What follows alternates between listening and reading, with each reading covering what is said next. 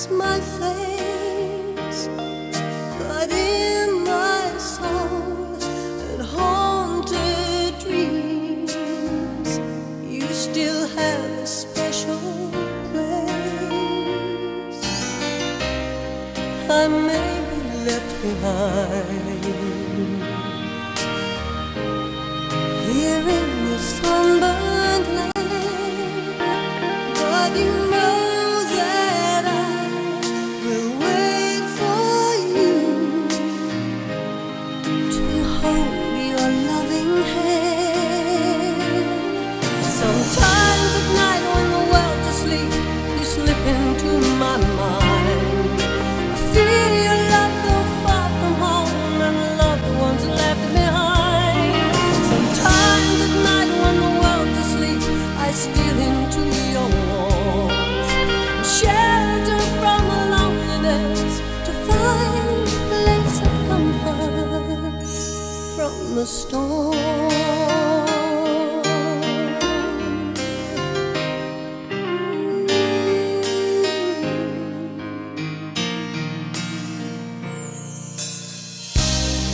When I close my eyes, I hear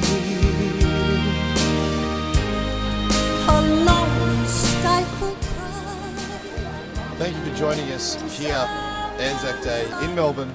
We are on St Kilda Road and I'm sure you're enjoying watching some of that footage from no matter wherever you are. For some of those who are new to Anzac Day here in Australia, or some of our people that are watching overseas, you might want to know what Anzac Day means. Anzac Day, Australia, New Zealand, Army Corps is what Anzac stands for. As you guessed, Australia and New Zealand primarily are the two countries that celebrate it. However, we have a whole range of countries that are allies all across the globe. What we do is we get together once a year to commemorate the work, the service, the sacrifice that's been done for our country. It's a sense of pride more than anything else, and it's a sense of coming together and making sure that we never forget that pride. Today, these times, we're living in relatively settled times, but it hasn't always been like this. So today we come together to celebrate, commemorate, and give our thoughts and prayers to those that have lost their lives and those that are still with us. Those that are still with us are here today marching down St Kilda Road. We're covering live down here in Melbourne. However, those that have friends, relatives, they are down here as well, walking together as one family unit. And it's fantastic to see the number of kids, the number of children that are here to witness and see as they learn and are educated into all of the amazing acts and feats of bravery that these fine Australian and New Zealanders have done along with our allies. We're going to cross to some more vision of the parade. We'll keep you updated. For all of those watching, thank you for tuning in and watching, and perhaps next year you want to come down and see us live and watch the parade right here in St Kilda Road.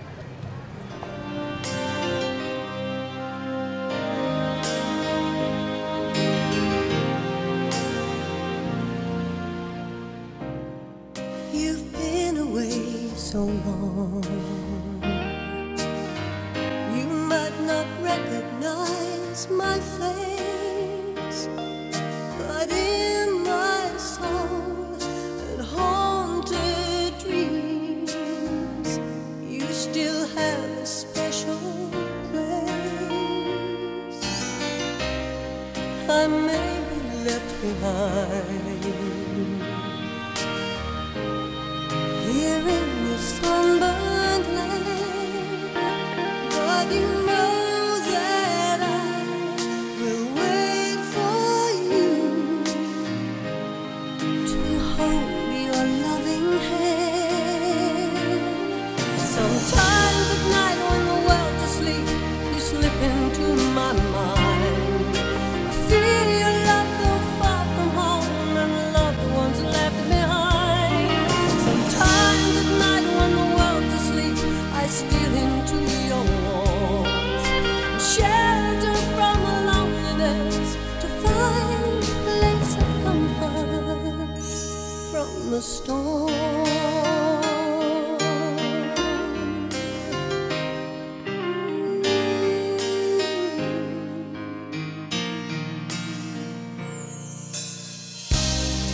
When I close my eyes, I hear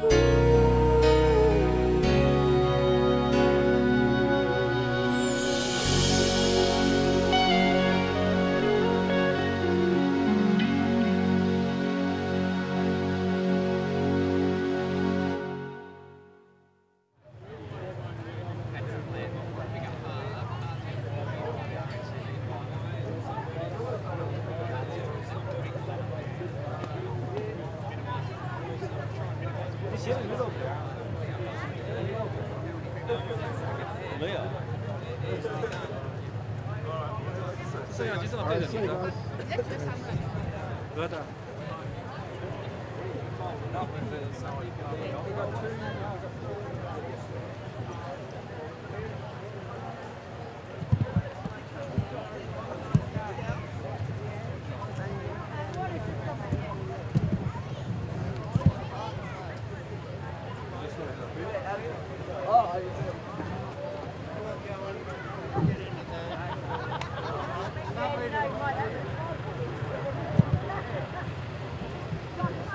there a way for you to sit up there? We're doing another stand-up, right? Yep. Yeah, this is good. Yeah.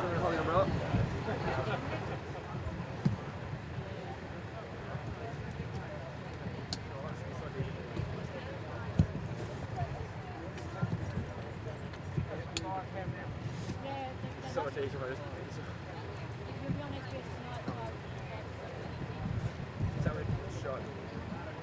Yep. Yeah, kind of let you know.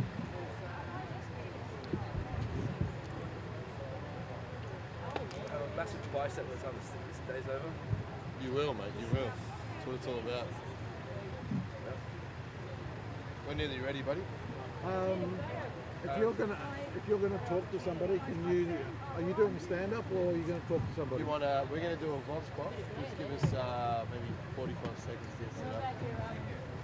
I need you to be down though because the other person might be as high as you.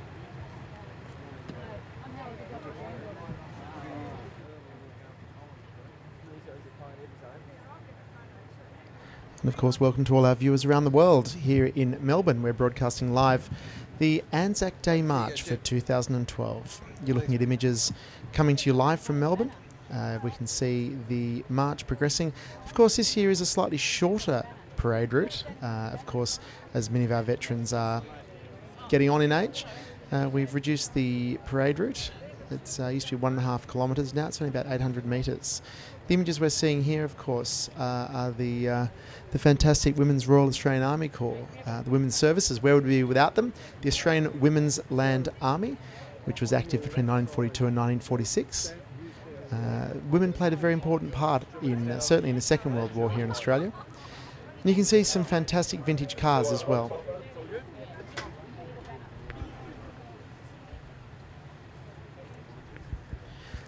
Of course, not only have we got many widows and of war veterans, but we've also got many women who were involved in the wars over the years. The weather here in Melbourne, of course, is not been kind to us today. Many Anzac marches have taken place in the rain today. Has been very, very heavy. You can see the official party is marching. I'm starting to regret bringing only vans.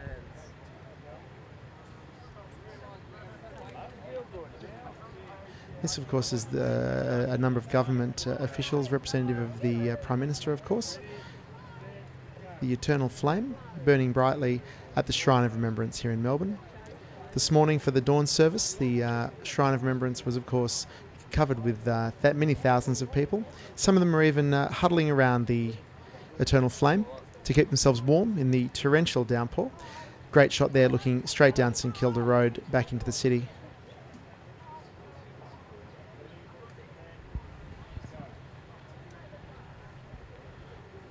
The Australian Army Band Melbourne playing on screen now. The Australian Army Band is a very, very popular part of the Australian Army and performs around the country hundreds of times a year.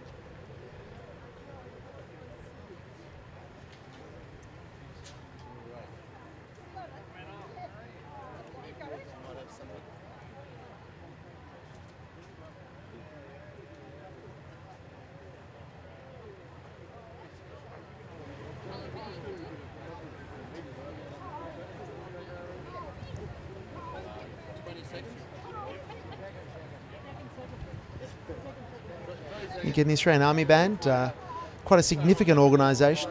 They were also playing this morning at the dawn service. And you can see from those images that the rain is certainly coming down.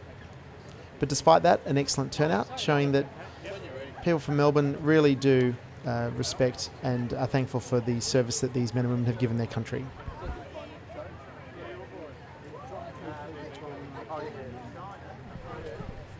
Now this is quite remarkable. We have literally a queue of people waiting to get a photo with our brave servicemen here. You guys... We were the two of the youngest. I'm only 65 now. Oh, I can't go anywhere with that. I think you've got everyone in stitches already. You guys are out here today. You've braved the weather, and it's not too bad at the moment. Yeah. And I brought my two girlfriends with me. You did? Pop over here. Pop over here. It's great to see all the family and all the girlfriends that you've got out here. Sugar daddy. Yeah, that's right. There's absolutely nothing wrong with that at all. Absolutely nothing wrong with that at all. He's actually my toy boy. He is? Yeah. He is? Oh, now, in all humility, it is a day to get together with your family and think about that Australian spirit and that sense of pride that we have for our nation. What does Anzac Day mean to you? It means a lot. We've got possibly two of us marching today out of 1,006. I think we've got 13 still left. It means a lot because we lost so many, you know. I find it's a very emotional day. Yeah, it means a lot. And there's two of us left, and I'll possibly be the last one. I guess it's amazing to have you both down here, and no wonder everyone's taking your photos. You guys are absolutely heroes. How does it feel to be down here? Oh, wonderful, actually. It's great to be here at this age, and I don't know how much longer we're going to be able to do it, but we're going to do it as long as we can, aren't we, Harold? Yeah. And we've got no... about the weather, because we went through worse weather than this in Burma, didn't we? It rained for 6 months solid up there. And just in a loincloth. And you realise we've got no makeup on today, do you? We all saw the makeup artist over there run away before we got you on show. That's okay. But tell me, what are your secrets to such a happy and such a strong life? I mean, what is it that you do that's a little bit different? Yeah, well, that's a help too. But his wife. What's kept this bloke going is his sense of humour. He's got a wonderful sense of humour. I'll tell you a little story. This bloke was in the water. He got sunk on the way to Japan, and he was in the water for 6 days. And while he was in the water, he yelled out to all his mates, "Now listen, mates, you're not in any trouble. You've got to remember, we're free. We're free." Actually, I said to you bastards, realise we're free. So when you were sunk and when you're in the water for 6 days, you were still cracking jokes? Yeah. Well, there's nothing else to do. Now, it's absolutely fantastic that you've come down here today with your family. And what are some of the important messages that you want to pass on to everyone that's watching at home that maybe couldn't make it today or from around the world? Well, if they didn't make it today, they're frightened of water. But we find each year there's more and more young people coming, and that's a great thing, you know. They're interested now, very interested in it. It is good. Yes, and we've had such good mates. We've lost them. We lost about 2,000 died when we got torpedoed. So we've got a lot to remember. Yeah. Yeah, fantastic. In terms of the future generations, what are some of the messages you want to pass on? Well, we've got a wonderful group of younger generation. You might see them behind us here. We've probably got best part of 100 younger generation here today. Without them, we wouldn't be here. And without them, that's right. And they're going to keep the memory of our unit alive for years to come, we hope. And they're certainly showing the enthusiasm to do that, yeah. I'll make sure they will, don't worry about it. I'll keep an eye on them for you. Thank you. All right, now I better get out of here because it's raining and you guys are about to start marching forward down St Kilda Road. What do you think about the shorter march this year? Well, no, that doesn't bother us. No, but I'll tell you what, for years and years and years, they've tried to shorten the march on us, and we've always rejected the idea of a shortened march, but now it's been forced on us because of the Swanson Street works. So I suppose on a day like this, we can't complain, can we? We're still out here. We're all together. And they've been saying, my family was saying, "You've got to go in the car, Dad." I said, "When I get in the car, I'll be in the front car at the funeral." All right, well, guys, really passionate, and that is exactly what the Anzac spirit is all about. You two gentlemen absolutely make us so proud. So thanks very much for taking a quick moment to talk to us. Thanks a lot. We're going to cross to some more footage of the Anzac Parade live down here, St Kilda Road, Melbourne, 2012. And of course, some very sobering words there that 2,000 people were torpedoed. And of course, the 2 remaining veterans, which is great to have them as part of this parade.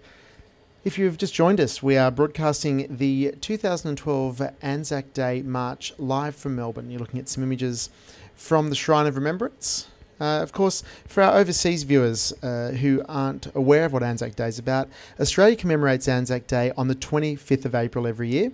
On that date in 1915, military forces from Australia and New Zealand landed on the Gallipoli Peninsula in Turkey. They were part of an Allied campaign. British and French troops also landed that day. Anzac Day remains a day of remembrance marked by dawn services, veterans marches and other activities all throughout Australia and New Zealand. Also throughout the world. The Prime Minister, Julia Gillard, will be at Gallipoli this afternoon, Australian time, as the dawn service there is commemorated. Anzac is an acronym. It's a protected word, and it's also the subject of much debate. It began as an acronym in 1915, and it stands for Australian and New Zealand Army Corps. That's ANZAC, Anzac. It quickly came into common use, and in 1921, a law was passed in Australia to protect the word Anzac. So today, Anzac can't be used in any advertising. On screen, we have the 4th Combat Service Support Battalion, and these images are coming to you live from Melbourne.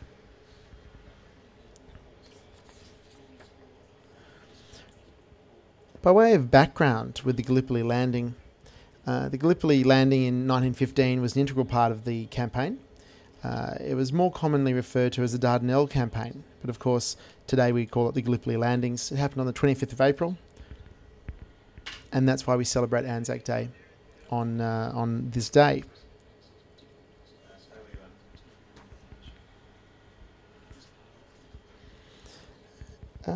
An interesting part of Anzac Day, of course, was John Simpson and his donkey.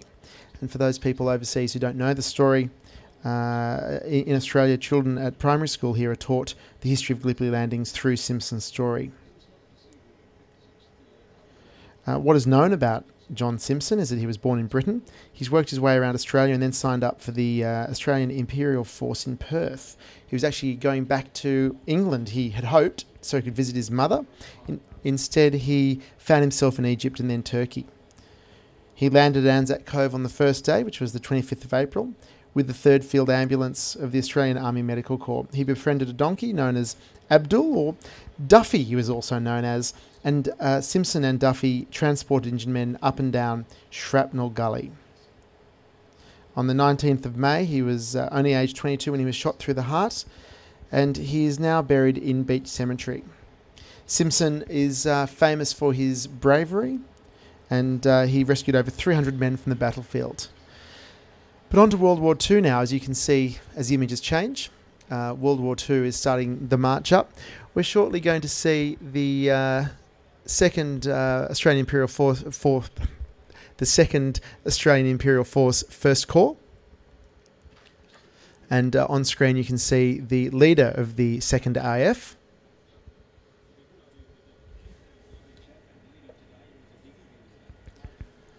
That's the 1st Corps there, and as you can see, that's the 2nd AIF Victorian Division. And they're active between 1939 and 1945. They're going to be followed by 1st Corps headquarters. And it's great to see such a very strong turnout today. A number of diggers marching for the first time this year.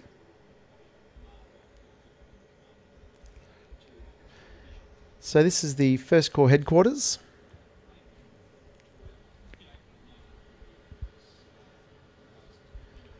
The Australian General Transport Company, the 2nd Beach Group.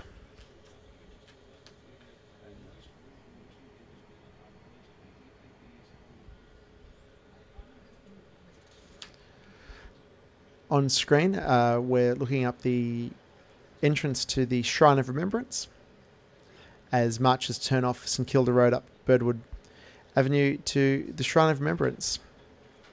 Here are the commando units. Marching on behalf of the Commando Association. And behind the Commando Association, we have the M and Z special units.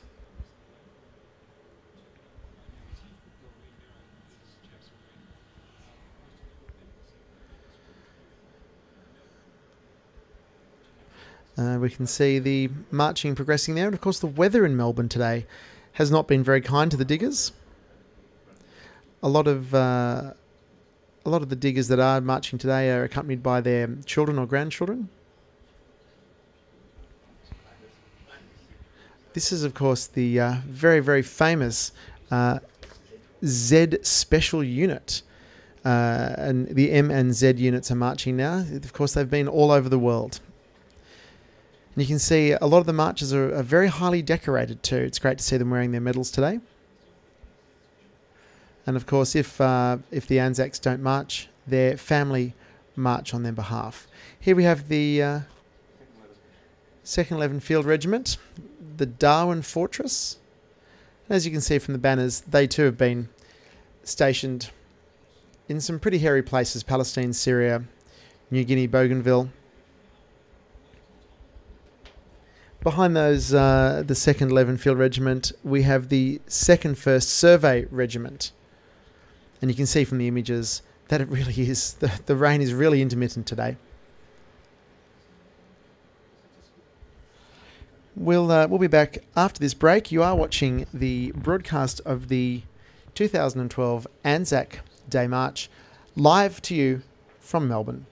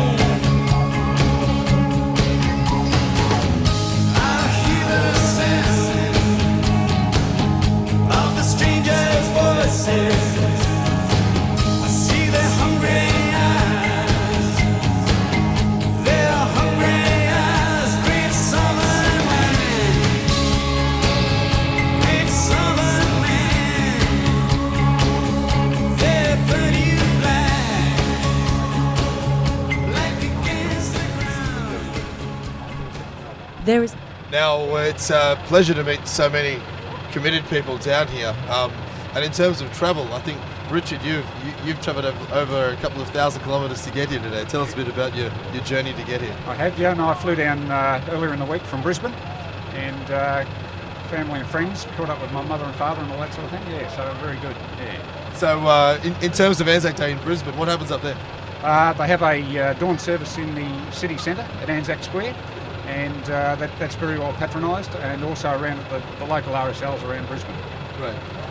Now, tell me, what's your reason and motivation for coming down here to Melbourne? To march in my grandfather's unit, which was the 3rd Divisional Signals. Right, and these are some of the medals here? Yeah, that's a miniature of his medals, yeah. Okay, fantastic. Yeah. And what does that mean to you? I mean, you've probably been coming down every year religiously. For at least the last 10 years, yeah. So it must mean a lot. Anzac Day is something that is such a fantastic day because it gives us an opportunity to pass that sense of pride through the generations. Oh, absolutely, yeah. It's certainly very important. Also, my father-in-law was in the 2nd 4th Armoured Regiment up in Bougainville, and we catch up with his group afterwards, of which there's only about 5 or 6 left, so yeah. They're dwindling fast, unfortunately. It's great to catch up for a beer though, isn't it? Oh, it is, definitely. And they've got some great stories to tell. And tell us about some of that. What are some of the stories that you've been managed to get out of them? Because I know a lot of ex-servicemen don't like to talk about some of the experiences because they're so traumatic. No, they don't talk about it a lot, and they tell you some pretty hairy stories at times, but yeah, I mean, a lot of the camaraderie, I think, is what really comes through in those get-togethers, and they talk about what they did and where they went and what actually happened out in the field, which was pretty horrendous, certainly in the Pacific area. Yeah. So I think in terms of having that knowledge, you're quite lucky in a sense to be able to understand how close we were to not having our freedom. Oh, absolutely. The form we have it today. Absolutely, and we live in the best country in the world. So and these guys, we owe them an absolute ton of gratitude for what they've done. Absolutely. Now tell me about your two-up skills. None. Absolutely none whatsoever. So I can't help you there. No, none whatsoever. Okay, no. All right. You look like you'd be all right. You're trying to hustle me for my No, not at all, not at all. No, I don't even have any pennies. No pennies with me, sorry. Great. Now, in terms of the younger generation and people that might not have family that have served in the war or some people that have moved to Australia, what are some of the things that we can do to help support them? I know there's the RSL Club, but what are some of the things and some of the community groups that we can get behind to support? Well, I guess legacy is probably the biggest one that we need to get behind because they look after the returned servicemen and their families, and if you can give the legacy, that's probably the best thing you can do. Yeah, fantastic. Now we'll definitely do that instead of putting money on the tour bowl. That's probably a very good idea. Very good idea. Great. All right, Richard, I'll let you get back in together with your group there and get ready Logan. for a beer with those ex-servicemen that have done so well and must be really proud. Okay, thanks very much. All the best. We're going to cross now to some more vision of the parade, and as you can see down here in St Kilda, it's it's nudging on 10:30, and the streets are just absolutely filled with people of all ages, and I guess it's just great to be able to have amazing pieces of army equipment such as the army trucks that we have behind us.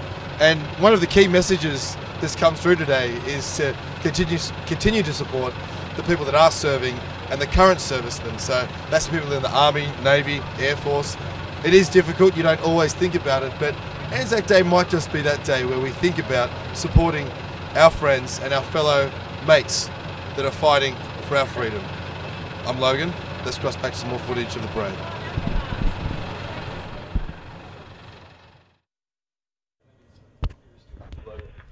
And that's Logan Cortman down on the parade route for the 2012 Anzac Day March. So on screen, of course, we're seeing the parade march up to the Shrine of Remembrance here in Melbourne.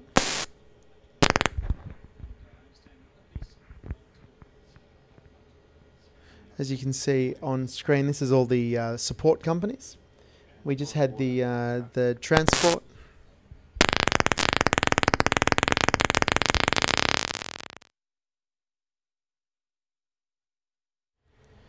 Of course, just seen the transport companies. We've seen the fuel supply companies. And of course, it's interesting to note that when you watch the parade, if the marcher is marching with their own medals, they wear them on their left-hand side over their breast, over their heart.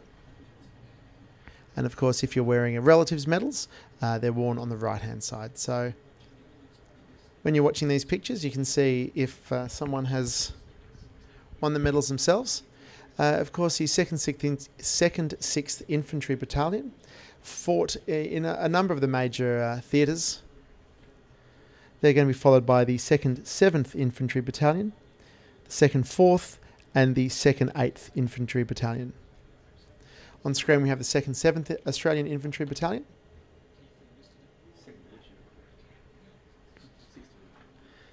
Now, overseas viewers might wonder why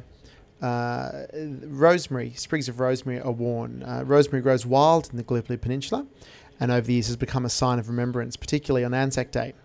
It's traditional to wear a sprig of rosemary on the lapel, the left side normally, or it's held in place by the veterans' medals. Sometimes, in addition to rosemary, people can be seen wearing poppies. These the red poppy was first described as a flower of remembrance by a Canadian colonel, John McCrae. He served in France as a medical officer during World War I. And folklore says that the poppies sprang from the devastation of war and were red from the blood of the fallen soldiers. So poppies are a very popular sign of remembrance here in Australia, and they're often placed on war graves or next to the names of soldiers engraved on memorials. As you can see there, we've got some family members marching. You can see the sprig of rosemary and the poppy on these marches. This veteran on screen at the moment is wearing medals both for himself and also, we would imagine, for his fallen comrades, because it's on both sides. This gentleman here, of course, with the 108th General Transport Company.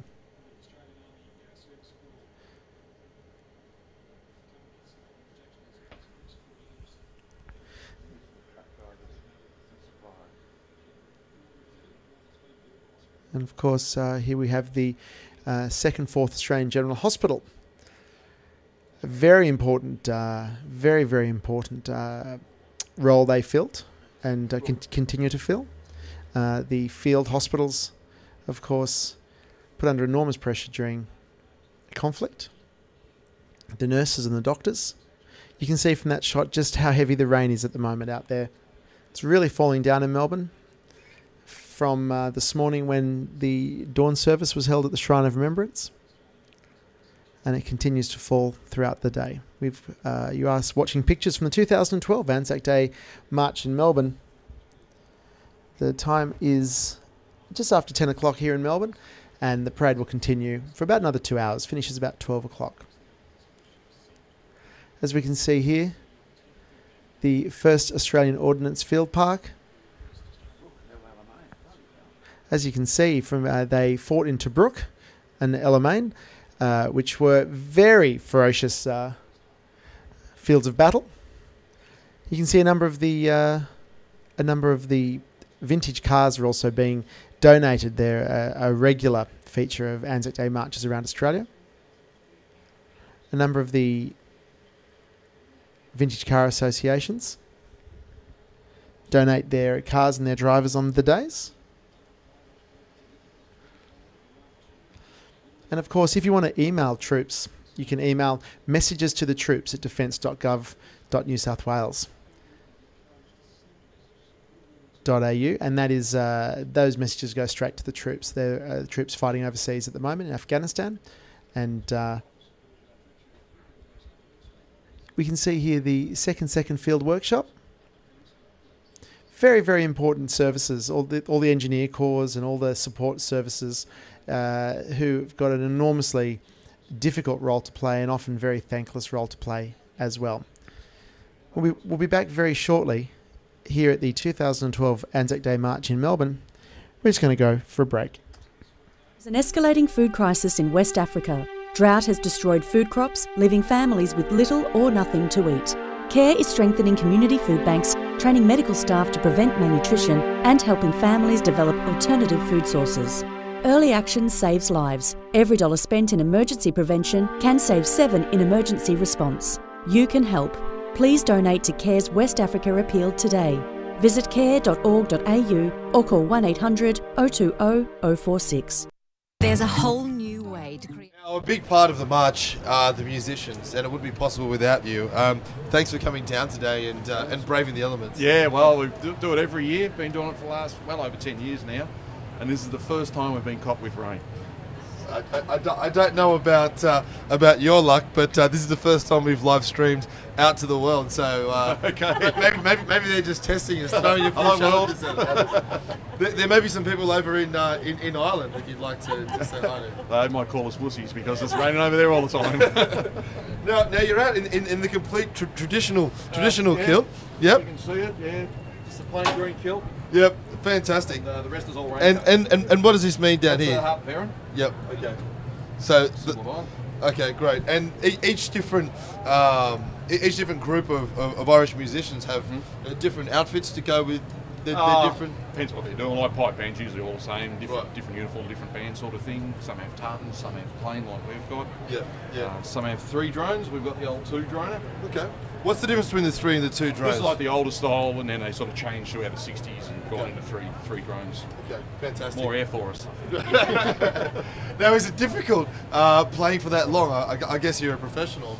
Are there some challenges out there? Yeah, well, just got to look ahead and just keep playing, have a quick break, and then back into it again. Fantastic. Yeah, we used to start right down miles away into the city, but we've shortened it a bit. So. And what does Anzac Day mean to you? I mean, for you, it's a great place to come down and perform and really give the bags a big blow. But what does Anzac Day mean to you? Well, it's a big symbol for Australia. My grandparents, great uncles, cousins all fought throughout the wars throughout the century, so it means a bit to me.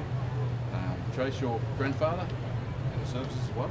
Yeah, and I think the fact that everyone's coming down here and the number of young people down. That's right, yeah. It's been big with the young ones every year. It's a good sign, I think. And of course, we're in conflict at the moment, so it's very relevant too, current. And what do you think, just quickly, your thoughts on the current servicemen and people that are with the armed forces right now? Are there some things that we should do to maybe raise the awareness or raise the profile of the work they're doing? Yeah, well, any war, I suppose, there's a negative element to it. I think Australians are doing what they can at the moment, and in fact, they might be pulling them out in the future. Could be a sign or something. So, all support wherever you can, I suppose. Yeah, fantastic. Yeah. And now I'm going to have to just try and use this thing. If you can just help me, how does this actually work? Because for a lot of people at home, they've wanted to figure out how this actually works because it looks easy. Yeah, it looks so easy. Well, we're going to make it even easier. Tracy, you hold the microphone for us. Stick that under your arm there. Right. I'll hold this for you. Yeah. Okay. So far so good. All right. So that into the mouth. So top hand on first floor, and you just hold that and start blowing.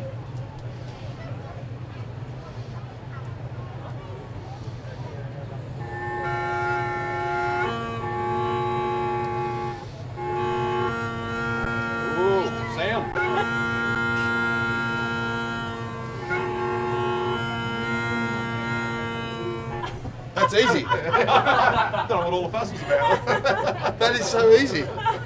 If you haven't had a chance to play the bagpipes, you are seriously missing out. I think I hit maybe 1.5 notes there. Yeah, actually none, because you've got to get them through there. Yeah, you got to pass first base. Anyway. Okay, well look, we made some noise, and that's what we're here to do. No worries. Better let you head up to the front of the parade there and do what you do best. Nice talking to you. Thanks very much. Absolutely great. Thanks, Tracy. All the best. Guys, in terms of coming down here on Anzac Day, there is the dawn service. If you've missed it, that's okay, because we were up early in the morning and filming it in 7 degrees and rain going sideways. However, when the parade comes down, you really don't have an excuse to miss it and come out and witness your ex-servicemen's marching.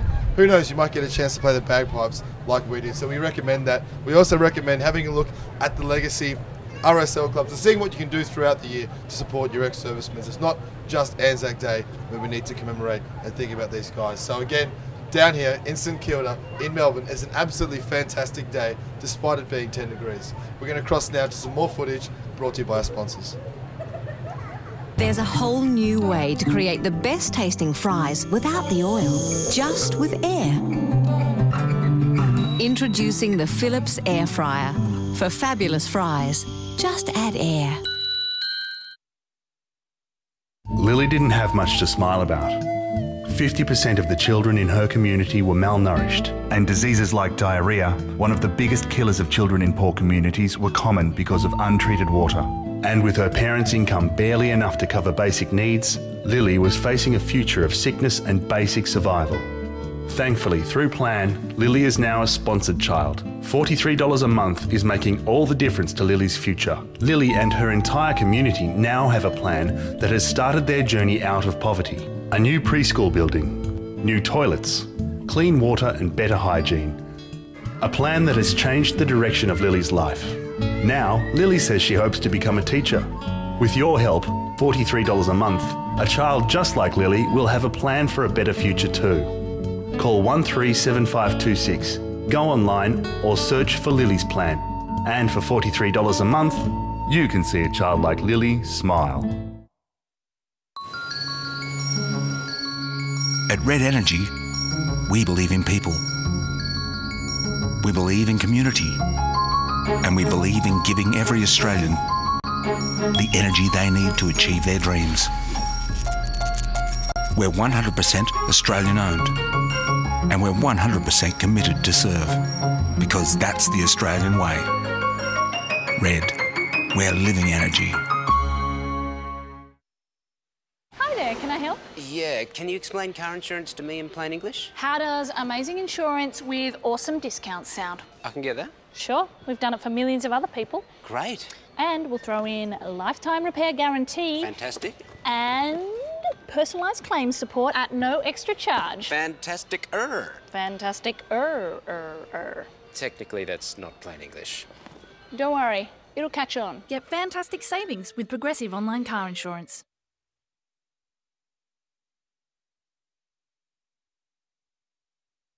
Welcome back to our live broadcast here from Melbourne, Australia, and we're looking at the 2012 Anzac Day March coming to you live thanks to our sponsors. You saw a few messages from them then. We're in the 7th Division AF. It's the on screen at the moment, the 2nd 27th Australian Infantry Battalion. And if you've just joined us, of course, it's a very, very wet day here in Melbourne, which is unusual for Melbourne, usually sunny and warm and balmy. But today,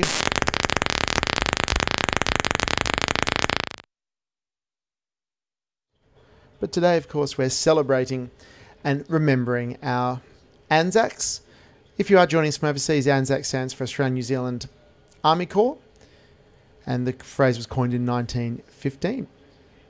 As we can see here, these marches are predominantly marching for family who did serve. The way that we tell is the medals are worn on the left-hand side if you are the actual marcher, if you are the actual digger who won the medals, and of course over the breast. And on the right-hand side if you're wearing them on behalf of family. Family are permitted to march. And of course today, normally the route for the march here in Melbourne is about 1.5 kilometres. It has been shortened for today. It's only about 800 metres. As our diggers are getting on, the Royal Australian Engineers were just on screen. Of course, the 2nd 1st Australian Machine Gun Battalion. A number of the diggers, of course, getting on. As you saw, that gentleman there was sight impaired, but they still come out and march. The 2nd Pioneer Battalion. The Pioneers do a fantastic job. They're always out there ahead of. Yeah, they build the bridges. They do all the hard work. And of course, this morning when we were all standing out there in the rain, we were thinking back to how hard some of these conflicts must have been in the First and Second World Wars and the Vietnam War. Anzac Day wasn't always as popular as it is now. Back in the early 70s, the Vietnam War, of course, was a very troubling time, and a lot of people weren't as supportive of the Anzacs as they are today. It is great to see so many young people come out, so many families and so forth.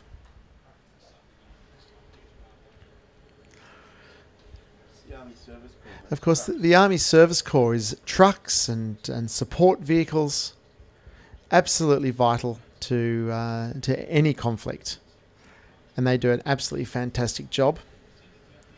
We're going to cross back down live to St Kilda Road where we've got Logan Cortman with some diggers. I guess the... You can get rid of the umbrellas, it's not raining. Don't sell them, don't sell them. Don't worry. Now, even though we are towards the Yarra River, there's still a massive queue of cars and people and ex-servicemen here lining up, ready to walk down St Kilda Road. And I've been lucky enough to be joined by some true legends and some true icons. These young gentlemen here have taken the time to have a quick chat with us, so thanks very much. First of all, I appreciate it. Good. My name's Nipper Taylor. I joined up when I was 17. We done our training in Australia when we served in New Guinea and also in Bougainville. Our unit was the Australian Army Service Corps, which we supplied food, ammunition and petrol to the troops in New Guinea, and also some of the food, and that was dropped by aeroplane, and we had with the use of the native carriers, we had to retrieve that, and we made up what they call boy packs, and the natives used to carry them on their shoulder up to the troops in the front line. So it was quite a treacherous task, and there'd be a lot of people relying on you. Yeah, oh yes, but the natives don't underestimate them. Without them, we wouldn't have been here today. Yeah. They were fantastic. They were really good. Now, did all you gentlemen spend some time together? Yes. Yeah. Get rid of them. I tried to. You still can't get rid of them. Went in as a private, done 4 years, and still a private when I come out. Yeah, that's right. Yeah, we got promoted from a private to a private. Yeah. So we used to tell the officers what to do. I got extra 5 cents a week. Once at the finish, I was 5 cents extra. Now it seems like you had some good times and some ways to keep your spirits up by a bit of banter. We're all together. If we had a pound, which was that currency them time, we'd share it with everybody. We slept the same, we ate the same. Wore the same clothing, and mateship was a great big thing. It's hard to explain. One of the funniest things I had happen to me on a dropping ground, the planes were dropping the natives were waiting to bring the stuff up, and another boy line came down, and I said to the chief, sit them on backside in my best pidgin English, and I'll see you when the goods came in, the stores came in. I went out and said in my best pidgin English, well, what do you want? And he said, Mr. Argus of Angal sent me down here to supervise the spoil line because there has been pilfering on the way between the things. And I said, where did you learn to speak English like this? I have a BA from Sydney University. So you couldn't get anything past the locals. In essence, the locals were just as important as your crew back home. Definitely. Yeah. As I said before, without them we wouldn't have been here today. No. I firmly believe that. Yeah. And what are some of the messages that you'd like to send to the future generations and people watching around the world? What are some of the things that they need to learn and some of the messages that aren't brought up every day in the media? Ooh, just keep the Anzac spirit up, which they had to attended the dawn service, and the young ones that are here today, and through the schools, and I reckon it, terrific. Should never die out. It will never die out, because we're Australians, and that's it. I reckon my mother and father used to say, I don't know what's ever going to happen to you. Well, we're still saying today to the young ones today, what's ever going to happen to you, but to live a life, you'll survive. They'll get over it. I know they're having wild times now, but they'll pass it. Yeah. They'll be all right in the future. Yeah. We can't let the country just fall apart. And in terms of supporting the current servicemen, it's something that we don't talk about a lot. So the guys in the Navy, the Air Force, what is it that we should do in terms of supporting them at the moment, the guys that are serving now, the young guys? Support them, like the ones in Afghanistan. They're there for a purpose. They said they were going to bring them home. Oh, well, that's well and good, but they're doing a terrific job. Like everybody my father was in the First World War, and what the wars they've been through in Vietnam and things like that, and we've got to support them. Always got to support our servicemen. Now, you guys need to head down there for the march. Thank you so much for taking your time. Nifty. Thank you very much. We'll get paid next week. Good. Yeah, I need to sort out the payment, do I? Okay, here we go. Here we go. What do you guys take? Okay, here, grab a couple of beers. There we go. Grab a couple of beers. No. Grab a couple of beers. No. We talked about sharing a pound amongst our mates, and it'd be good to have a beer with these guys a bit later on at the pub, because you just don't get to meet characters like this. So hard, so tolerant, so tough, still coming down here, braving the elements, walking a kilometre down to the Shrine of Remembrance. And in this day and age, to find blokes like that, it's truly genuine, it's awesome, it makes you feel great. So if you want to feel great as well, perhaps support and donate some of the good charities that do good work with our ex-servicemen. We're going to cross to some more footage here down in St Kilda of this amazing day, Anzac Day 2012. Thanks, Logan. Logan, of course, being side of field there for us. Well done. And of course, we are broadcasting to you live from the 2012 Anzac Day March here in Melbourne. We have the 2nd 21 Gull Force units passing by at the moment. We're, of course, in the 8th Division, for those of you who've just joined us. Now, by way of the order of the march, the order of the march is traditionally determined by the RSL, and that's the Returned Services League here in Australia. Basically, for historical and traditional reasons, members of the Navy often march at the head of the parade, followed by members of the Army and then the Air Force. Some organisers invite current serving members of the Defence Force to march first as a sign of respect. Now, large marches such as these, and as you can see on your screen at the moment, we have a real fantastic display of what the First World War would have looked like with these battalions. And you can see a traditional gas mask there, and the horse's gas mask. Horses and donkeys and support animals were really vital to the effort in the First World War. The 8th Division signals. Now, signals divisions are very, very, very important as they really hold the communications together on these, for these units.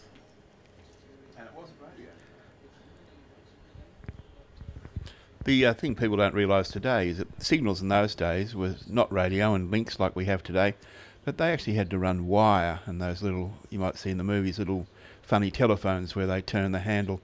And some of these fellows had to crawl out through very dangerous territory to make sure the cables were laid down, and so they could communicate between trenches or between different groups. Quite different today. There was no mobile phones back then.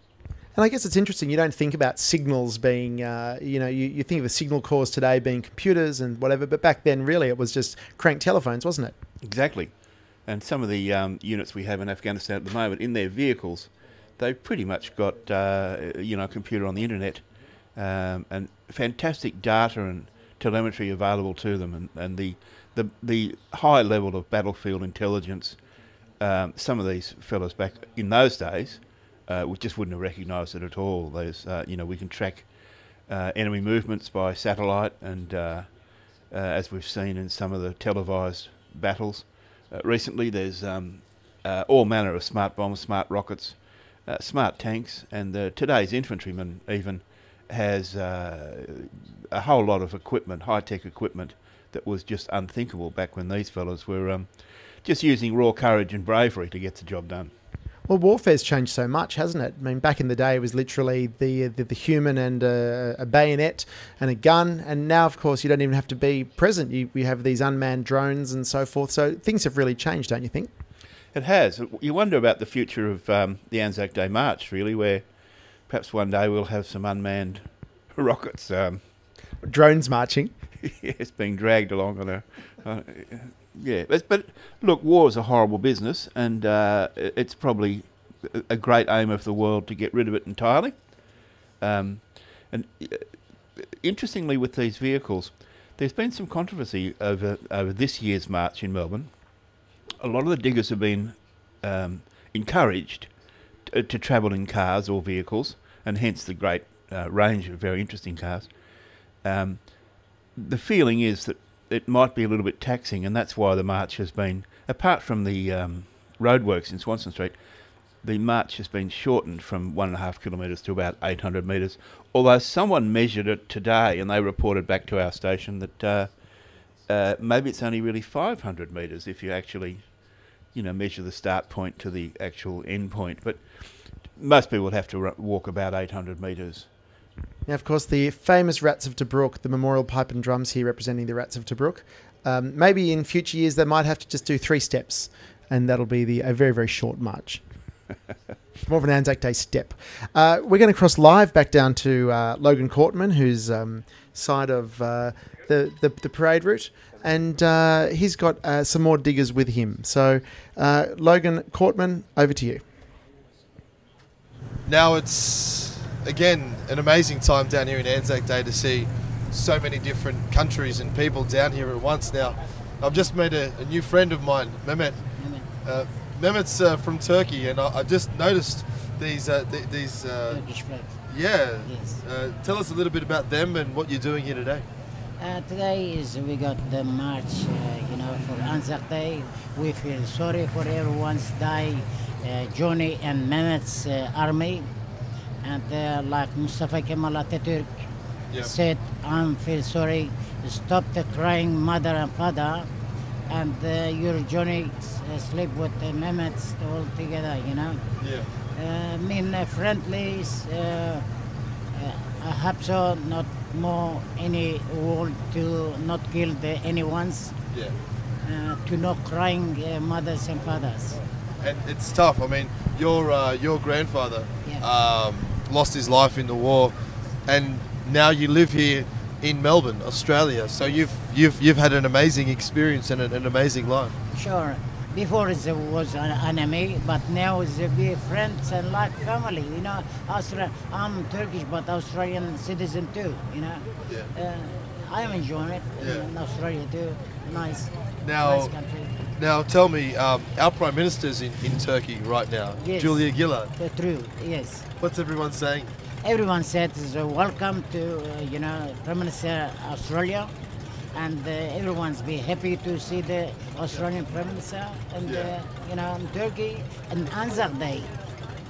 It's very nice. It's a big day. It's a big day. Big days. I think more than 10,000 people in Turkey now. Right. That's fantastic. Yeah. Now tell me, since you've moved here to Australia, you've been able to be adopted by our country. What is it about the Australian spirit that you like? What is it about the Australian culture that you appreciate, especially in relation to the Anzacs? We coming to Australia, and there's not many, people in there, and nobody Turkish people, and no speak English too, and just to understand, just to working and coming home, and it's coming Anzac Day times we come and enjoy it together, and it's good, to remember all the grandfathers and feel sorry for them. Yeah, definitely. Yeah. We definitely do feel it. I think a lot of people get very emotional, whether it's on the march or up in the shrine. Yeah. It always hits you. I think something that is important as well is the fact that they've created these sacrifices and now look at the beautiful country that we have. Beautiful, yeah. Thank you very much for the God. Everyone's life and happy, enjoying it, everyone's. Thank you very much for you too. No problem, no problem. All the best. I just grabbed you. I want you to say in Turkish. I want you to say a few words to some people in Turkey that could be watching right now. Türkiye'ye merhaba. Bütün dünyada ölen Anzaclarda bilhassa ölen bütün askerlerin başınız sağ olsun. Rahmetle anıyoruz. Her yıl olduğu gibi. Çok teşekkürler. İyi günler. Sağ olun, var olun. Thank you very much. No problem. My mate Mehmet, I've always had a tough time. The Australian soccer team's always had a tough time beating the Turkish soccer team. We're the 2015 and soccer team, I think, in the Gallipoli and Anzac. It'll be fantastic. I think one of the things that I've noticed here is we've got some Indonesian people marching, some people from Vietnam, and what happens is towards the end of the march we have a whole bunch of different cultures and communities that come together. So the interesting thing is that people that are marching today and celebrating Anzac Day, they're not all Australians, true blue. We've got obviously some people here who are either immigrants who have moved here, set up a new country here, a new life, and for that they're very thankful. Also a lot of people from a whole bunch of different cultures, from Vietnam, Indonesia, Turkey, Greece, lots from Britain. So we're running around trying to grab as many interviews with them for you as we can. Before we head off to our next interview, we're going to cross to some more information brought to you by our sponsors. Thanks, Robert. You're a good man. You too. Yeah? You too. Welcome. You a strong soccer player? Yeah. Yeah? Before. Striker.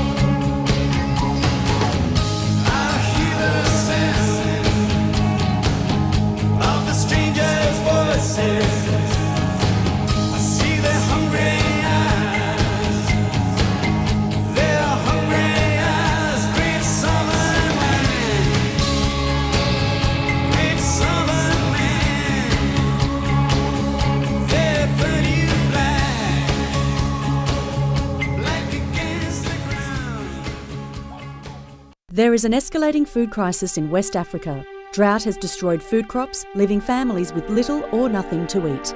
CARE is strengthening community food banks, training medical staff to prevent malnutrition and helping families develop alternative food sources.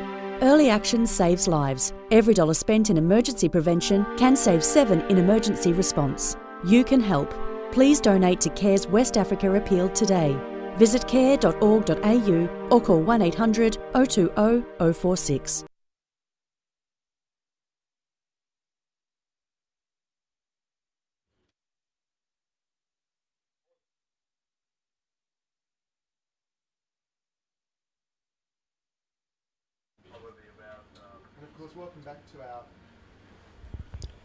Welcome back to our coverage. We might just see if we can catch Logan down on the roadway and see how he's feeling down there, partially in the rain, but just the emotion and feeling of the day. Logan, look, talk to us, Logan, about how are things going down on the course today? How's it looking down there? Well, as you can see right now, the rain is not coming down, so the weather's been on and off, but to be honest, no one's really thinking or caring about that. Everyone's more so in work mode. So there's a whole, as you can see behind me, you've got a whole army of marshals keeping everyone organised, making sure everyone gets into the right position. All the people that are here to march are ready to march. The guys in their cars, we've got some fancy Chevrolets and some Bentleys. They're ready to take the ex-servicemen down the road, and even the army vehicles that are coming down through St Kilda Road. Everyone's just here and ready to work. It's more like they're here just to get a job done, and it's sort of similar to what was happening on Anzac Day. So the feeling down here is everyone's in work mode and just working their way up to the Shrine of Remembrance, which is over my left shoulder. So, Logan, do you think it's there's much of a... do you think the rain has affected turnout today, or is it still pretty popular amongst the young people? Yeah, no, exactly. We have heard from a few of the ex-servicemen that the numbers were down a little bit, but to be honest, they were cracking jokes about it. They were saying, the rain must have kept them away, but they were always soft anyway. They're the sort of guys that that have a sense of humour and humility through any sort of adverse conditions. And we were talking to a few here, and they were saying, look, the weather today is nothing like what we experienced in Burma. So numbers are down purely, you can understand, with the age with a lot of these ex-servicemen. The weather's going to hold a few of them back. But to be honest, the spirit is exactly the same. Now, it's pretty sobering, isn't it? You were talking to some people earlier on, and they had 2,000 people died in a torpedo attack, 2,000 of their friends, and they were the only two left here, so many years later. It must be pretty special to be able to talk to these amazing Australians and New Zealanders who fought for their country. Yeah, no, it is. And to be honest, Ben, I've had a couple of tears and tear-jerking moments with the guys. It's hard. Sometimes you're talking to them and... their eyes well up and your eyes well up, and then, obviously we've got to keep composed. But the main thing is that the guys that are still here today, if there wasn't this sense of togetherness and pride and spirit, and if they didn't want to show us how important it was and how much that meant, then they simply wouldn't be here, and we wouldn't know about those 2,000 people that had died. So those two people that were here, they obviously are making such a big impact to not only the people here on the ground watching it, the people at home. Obviously they're doing it for everyone that they've worked with and fought with. The people that lost their lives, yes, it was 2,000 of them with the one torpedo attack. But as we were talking down here to our friends, they were, in the water for 6 days and still cracking jokes. So I can tell you, when you shake the hand of an ex-serviceman, it's definitely one of the most humbling experiences that you can do. Really quite honoured to be here today. And of course we were joking earlier on that this morning when we were out filming the dawn service, of course the rain was coming down and it was 6 degrees and it was terrible, but of course that doesn't quite count as being 7 days in the water or 6 days in the water, does it? These guys really are tough. These guys are some of the toughest soldiers and men and women that we've ever seen. I think the fact that they are getting old and getting older, they're all still very upset, even to this day, that the march has been shortened from 1.5 kilometres from Federation Square up to the shrine. Now it's only about 800 metres from the boulevard up to the shrine. So you can imagine these guys are 80 years old and they are putting their foot down saying, no, we don't want to shorten the march. It needs to be the full length. We're going to go the full distance. So really, really tough guys. I think not only are they tough, I think their families and their friends, I think everyone around them, the sense of community is just really warm, and it's amazing to see. It's been good to see not only the ex-servicemen, the family, but some of the younger kids here as well, because we haven't seen any wartime in their eras. So it's good for them to be able to understand and see what it is and what a huge effort it was that they did for their country. To be honest, it's when you get a massive group of people here together, you get in the numbers of the tens of thousands here together, that's when you start to realise the magnitude of what they've done for us. So we're all very thankful. And it was certainly very touching to see one of the diggers you were talking to earlier. You know, he did start tearing up when he was talking about the sacrifice that his friends made and whatever. So it really is great that even, you know, so many years after these diggers were fighting, that they still make the effort to come down and remember their fallen comrades. Yeah, I think it's really tough for them to talk about it. You might have noticed in the coverage I haven't really been asking many questions about the war itself. I just don't want to go there. In previous experiences, and I'm sure as many people that are watching would know, when you talk to people that have been through such a traumatic time, such as a war, it is difficult to talk about it. I am touching on the subject as much as I can, but you know, to be honest, just having an interview with them and seeing some of the gentlemen start to cry and their tears well up, and these are very hard men, but just the thought of it is really upsetting. So it's been great to see that they are here today and they are still marching side by side. To be honest, the feeling down here on the street is as though nothing's changed. When they've got their medals on, you know, all their old partners are together. It's this sense of, you know, we are here fighting, we are walking side by side as one, as a country and a nation. And so it's great to actually be down here on the street level, bringing you some of this coverage. Well, you're doing a great job down there. Make sure you keep it up. We look forward to hearing some more from you, and we'll continue with some images from the parade. Yeah, great, Ben. Thanks for looking after us in the studio there. Anything you need in the studio, let me know. Logan, well done. So here we are back at the parade coverage, and who have we got coming up? We can see some of the vintage cars there. Of course, that's the 2nd 4th Field Squadron, and you can see that the diggers this year are spending a lot more time in the cars because these gentlemen are getting on, aren't they? They're really getting on. And we are looking down from the Shrine of Remembrance, and we can see down the St Kilda Road as well. So, as we've been saying, it is only a shorter route this year. This is one of the many school or community bands that take part in the parade.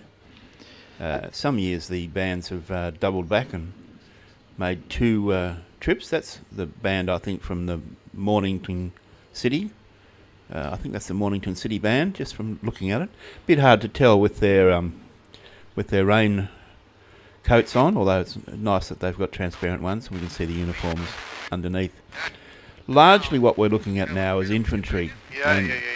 And one of the things that struck me earlier watching some of the banners was, I mean, the infantry are in for a pretty torrid time usually. Yeah, they are. But there's others too, and one name that strikes me is Balikpapan, probably because it's a slightly unusual name, but we've seen going through infantry from that had a battle honours at Balikpapan, but we've seen artillery, we've seen machine gun, we've seen Army Service Corps, which are the trucks and supplies. And what it makes you reflect is, in the case of Balikpapan, but only as an example, that some of these operations involved not just infantry, not just the blokes with the Lee Enfield 303s, but huge organisational empires of supply and acquisition of ammunition and so on. And a huge number of people too. Huge number of people, some in harm's way on the front line. Some of the field ambulance positions were very tricky, and we spoke already about the signal guys. But for example, the Army Service Corps, I know one of their main priorities was to get through the mail, so that ammunition, food and mail were their 3 priorities, and the mail just to keep up the morale of the people in the front line. Well, look, we do have, you were talking about marching bands before. We do have Logan down on the field with a marching band. Logan, tell us, what can you see down there? Well, it's fantastic. Over my left shoulder, there are a number of marching bands. We have a marching band in the red uniform waiting on the left, and coming through in the navy blue, we have the Australian Army team from Vietnam. Probably in numbers, probably about 60 in the Army staff band. So I'm going to throw over, and you can listen to some of the music. And of course, the Salvation Army has played a very important part over the years with supporting the soldiers and being there to support the families. Absolutely. And one of the most famous, I think, was a fellow Brigadier Arthur McElveen, later Sir Arthur McElveen, who was Padre Mac at Tobruk, and was quite famous for going around the men and providing comfort words of reassurance. But he also had apparently a wind-up portable record player, and this was considered very special by the men, who might have been stuck in their trench or their machine gun position or wherever they were, and this Salvation Army fellow, Padre Mac, would come round, and he always had a cup of tea for them, and he'd play a bit of music and so on, which I imagine they wouldn't have heard too often in Tobruk.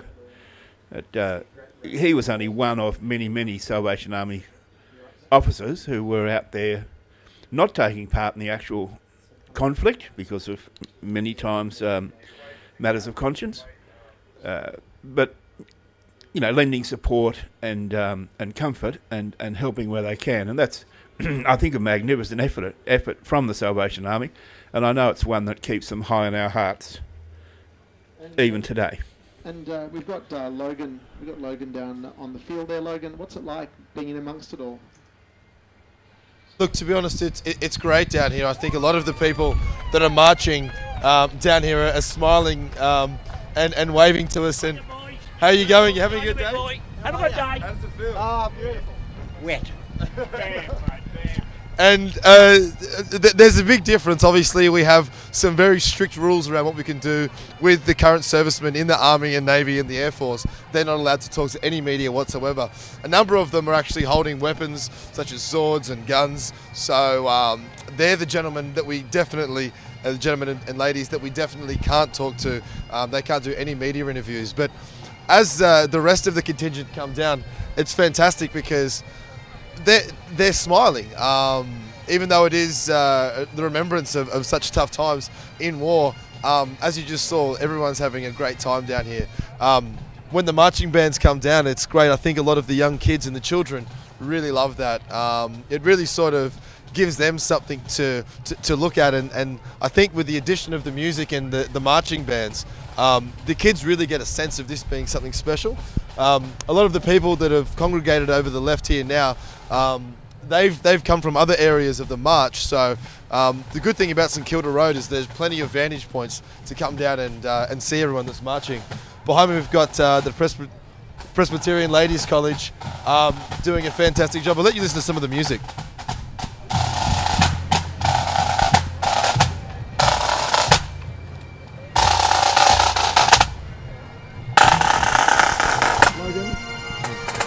So some fantastic talent, obviously much more talented than we are at playing the bagpipes and the drums. But again, well done, gentlemen. A little wink from the gentleman there, just to know that they've got your back. So it's fantastic.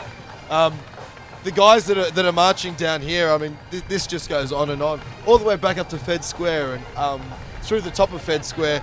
G'day, how you going? Very well, how are you? Good. So as you can see, all the way back up through Fed Square and back up to Town Hall, there's just rows and rows of dignified Australians that are here commemorating Anzac Day.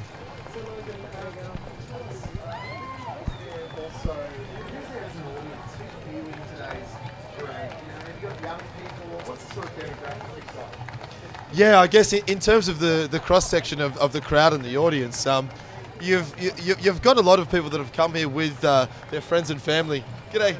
How are you? G'day. You've got a lot of people that have come down here that have relatives that have fought. But in terms of the crowd, the general crowd, I can see a whole bunch of uni students over here.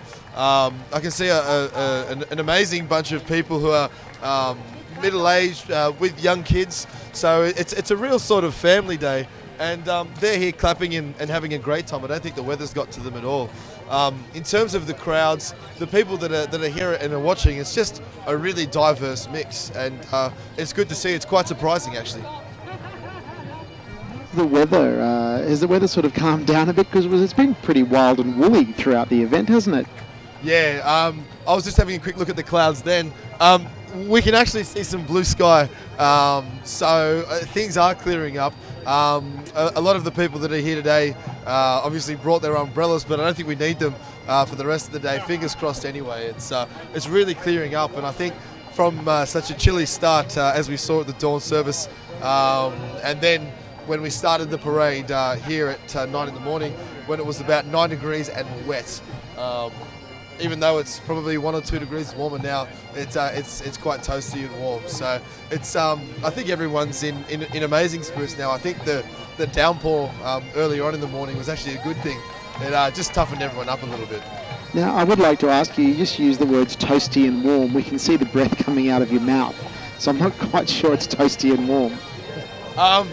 Yeah, again, in comparison to the 7 degrees and the sideways rain that we had, it is toasty and warm. And I'll tell you what, I'll go and ask some of our mates down here what they think. I'm probably going to have to just ask for permission first. G'day guys, is it all right if we have a quick talk? Now we're just having a bit of a conversation about the day. Absolutely perfect weather, isn't it? 4 seasons. We've had 1 season today. We're hoping we'll get some more summer or something. No, but it's all right. The rain's holding off for the march. It was very, very wet for the dawn service, but it's not too bad.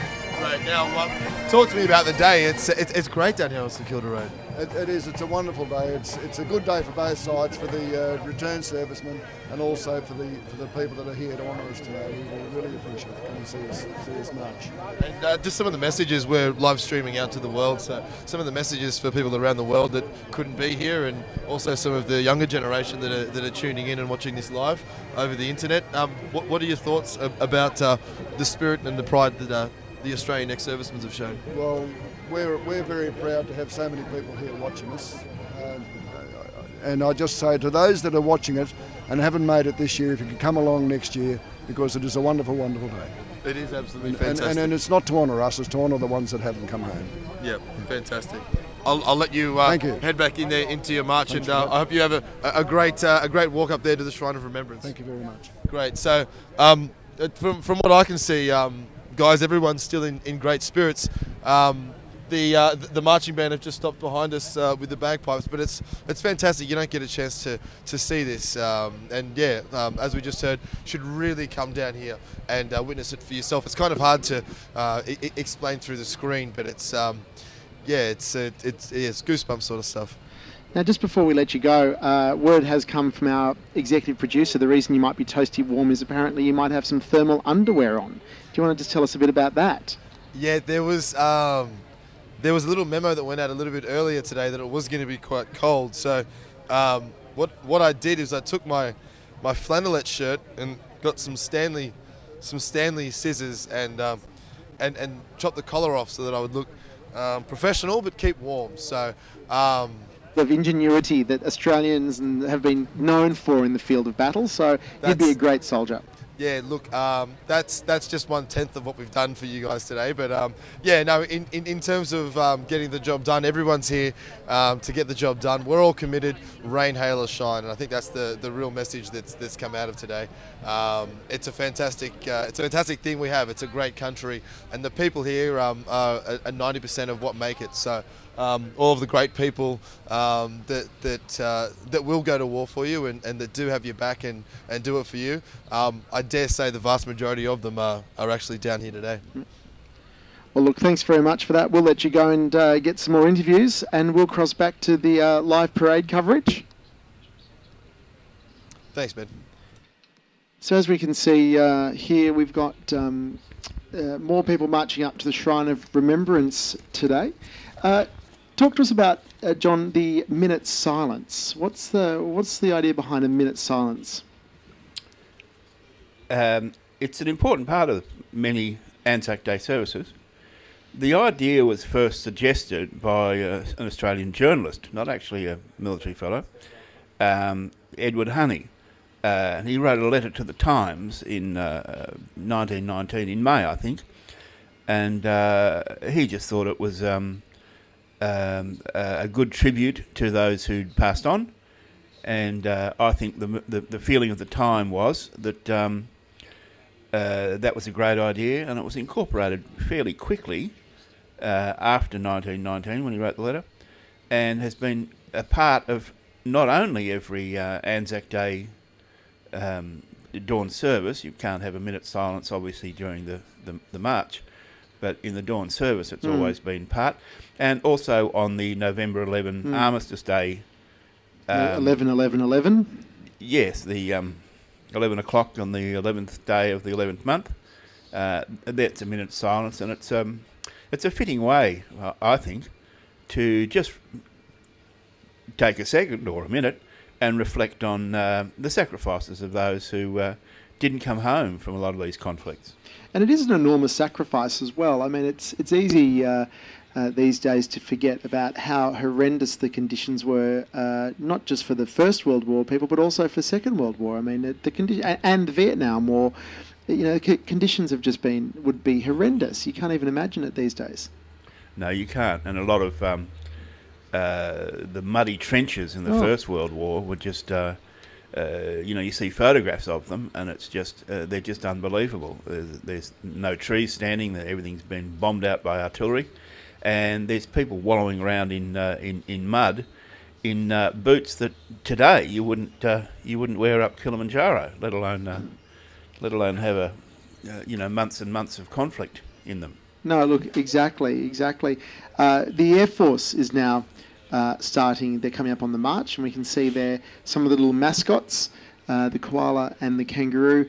As we said before, normally by tradition and historically, the Navy starts these marches, followed by the Army, and now the Air Force. And this is the leader of the Air Force group tapping away. This is a great day for the diggers as well, isn't it? They really enjoy Anzac Day, not just the marches, but also the two-up and the other celebrations that recognise their contribution and their sacrifice.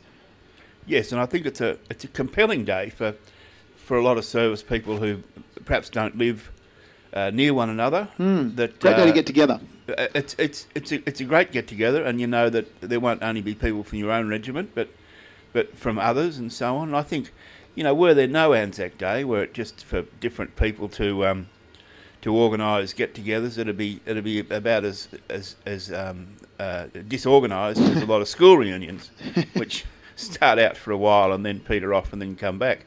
But I think this is a great occasion, and it's a wonderful excuse for people to come together. The two-up, I think, is more about friendship and camaraderie than actually winning money. Yeah, I agree. And I believe there'll be some refreshing drinks served to some of the diggers, although many of them, I think, may be the sort of health that they have to watch what they drink. But some of the younger people might make up for that, and it's usually what is a commemoration.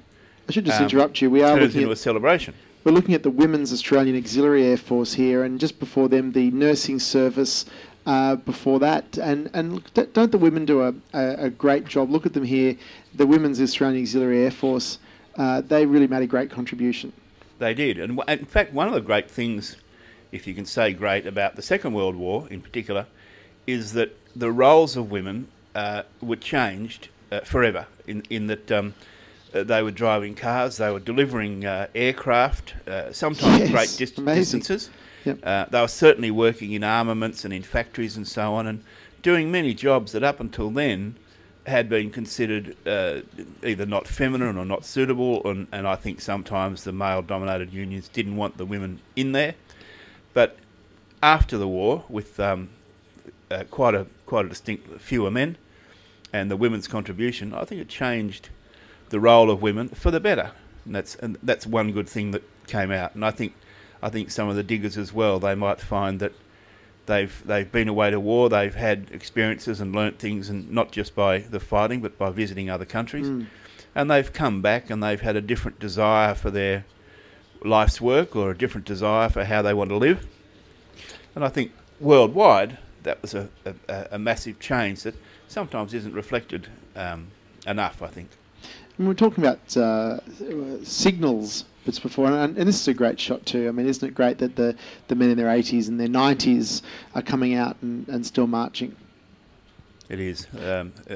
You might think that they wouldn't even be bothered, but because it is, I'm sure, a great effort. We don't know where they've come from. They may have travelled quite a distance to be here just today, but it is a great effort, and it shows some of that now, doggedness. The first group that is represented here in the RAAF Europe and Middle East is the Catalina Club, which we can only assume is there we go.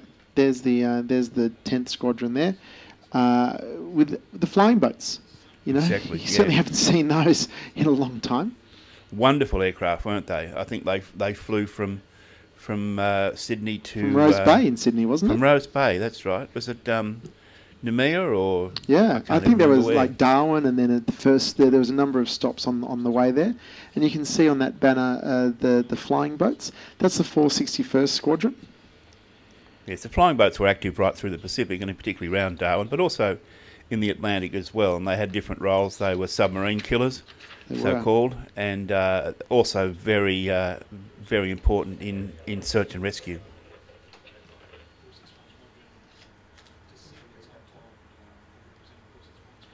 Yeah, I think you can see there. That's the Lancaster, the famous aircraft, the Lancasters, you know, dam busters and so forth.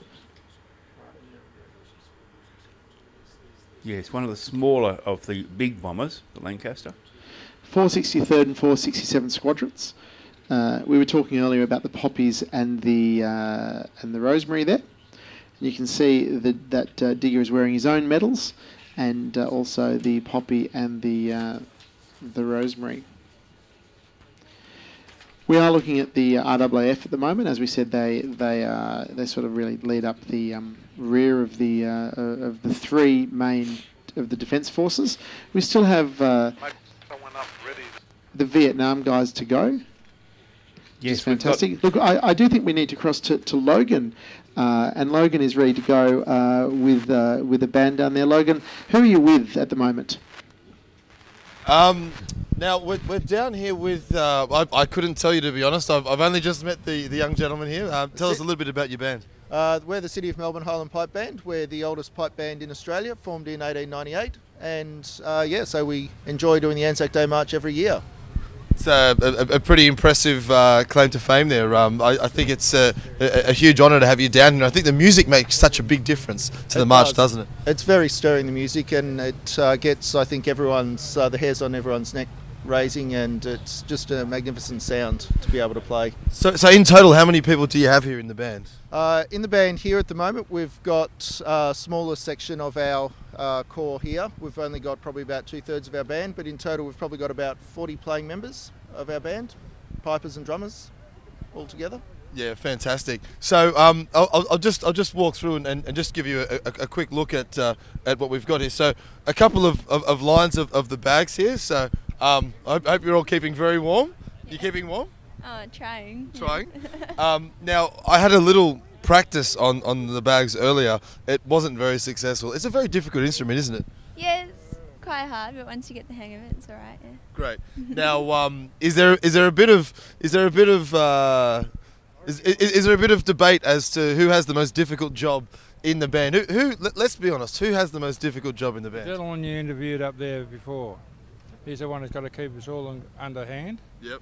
And that's what he's got the difficult job. Fantastic. Now, I see you've got this what looks like a microphone. Yes. Well, it's a little bit bigger than the one you're holding. That's correct.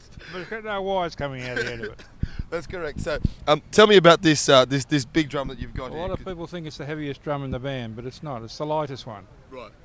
We have the side drums right at the back there. They're the heaviest of the lot. Yep. And the tenor drums behind me. Yep. And they're the second heaviest. So these are very light. They are pull a lot on your back when you put them up, but they are a very good drum. So, I mean, in terms of how many kilos this would weigh, it looks like it'd weigh over 10 kilos. No, it wouldn't be that much. It'd be lucky to probably be 2-3 kilos. So you've got the easy job. Well, yes, I suppose I have.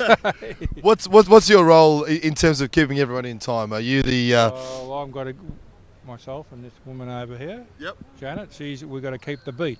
So we've got to with the beat, with the bang. It's the left foot, and then the right foot. So it's left, right. Left, right. We've got to keep the beat. Fantastic. Yeah. So the pipers have got to listen to us, and the drummers have got to listen to us. Okay, great. So probably we could be one of the important people. Well, I would like to think so. How do you communicate with the gentleman at the front? When we come in the end of a bracket, he'll turn his head around. Yep. And then we'll give a.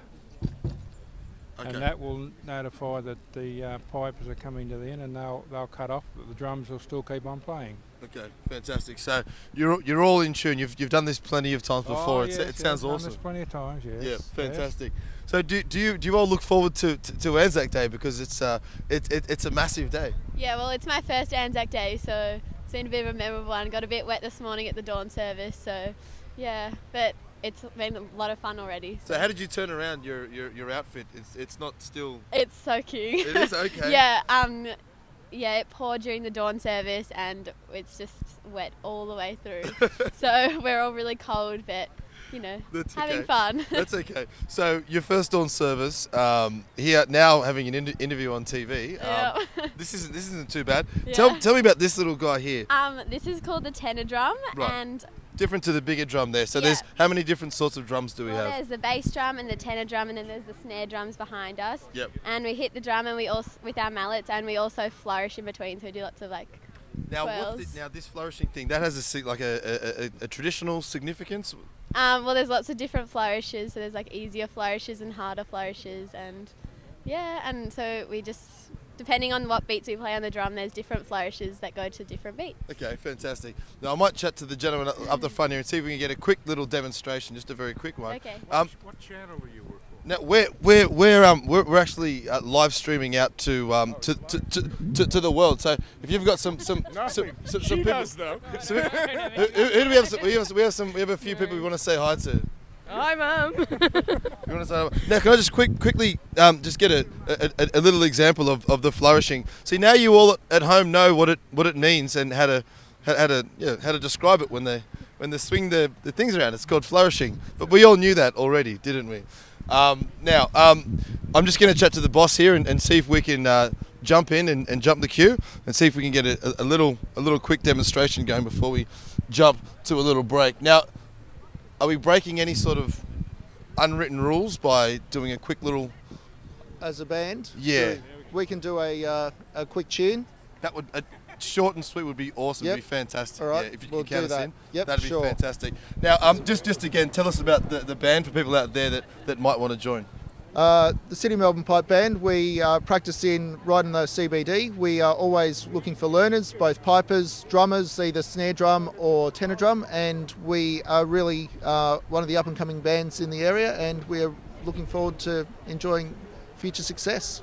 Definitely. If your rock band's not going very well, a few of you drummers out there might be scratching your head out the back of the band, come and see the guys here. It does wonders for your kit drumming. We've had a few kit drummers come through here, and they're much improved after they leave. Fantastic. All right, now I'm gonna get in a position and just let the gentleman here take it away. Right. So I'll play first part of Scotland the Brave and cut out. So we don't have. That's fine. All right. So 2 rolls. First part of Scotland the Brave. Cease play. Band. Ready? At the halt. Quick. Bar.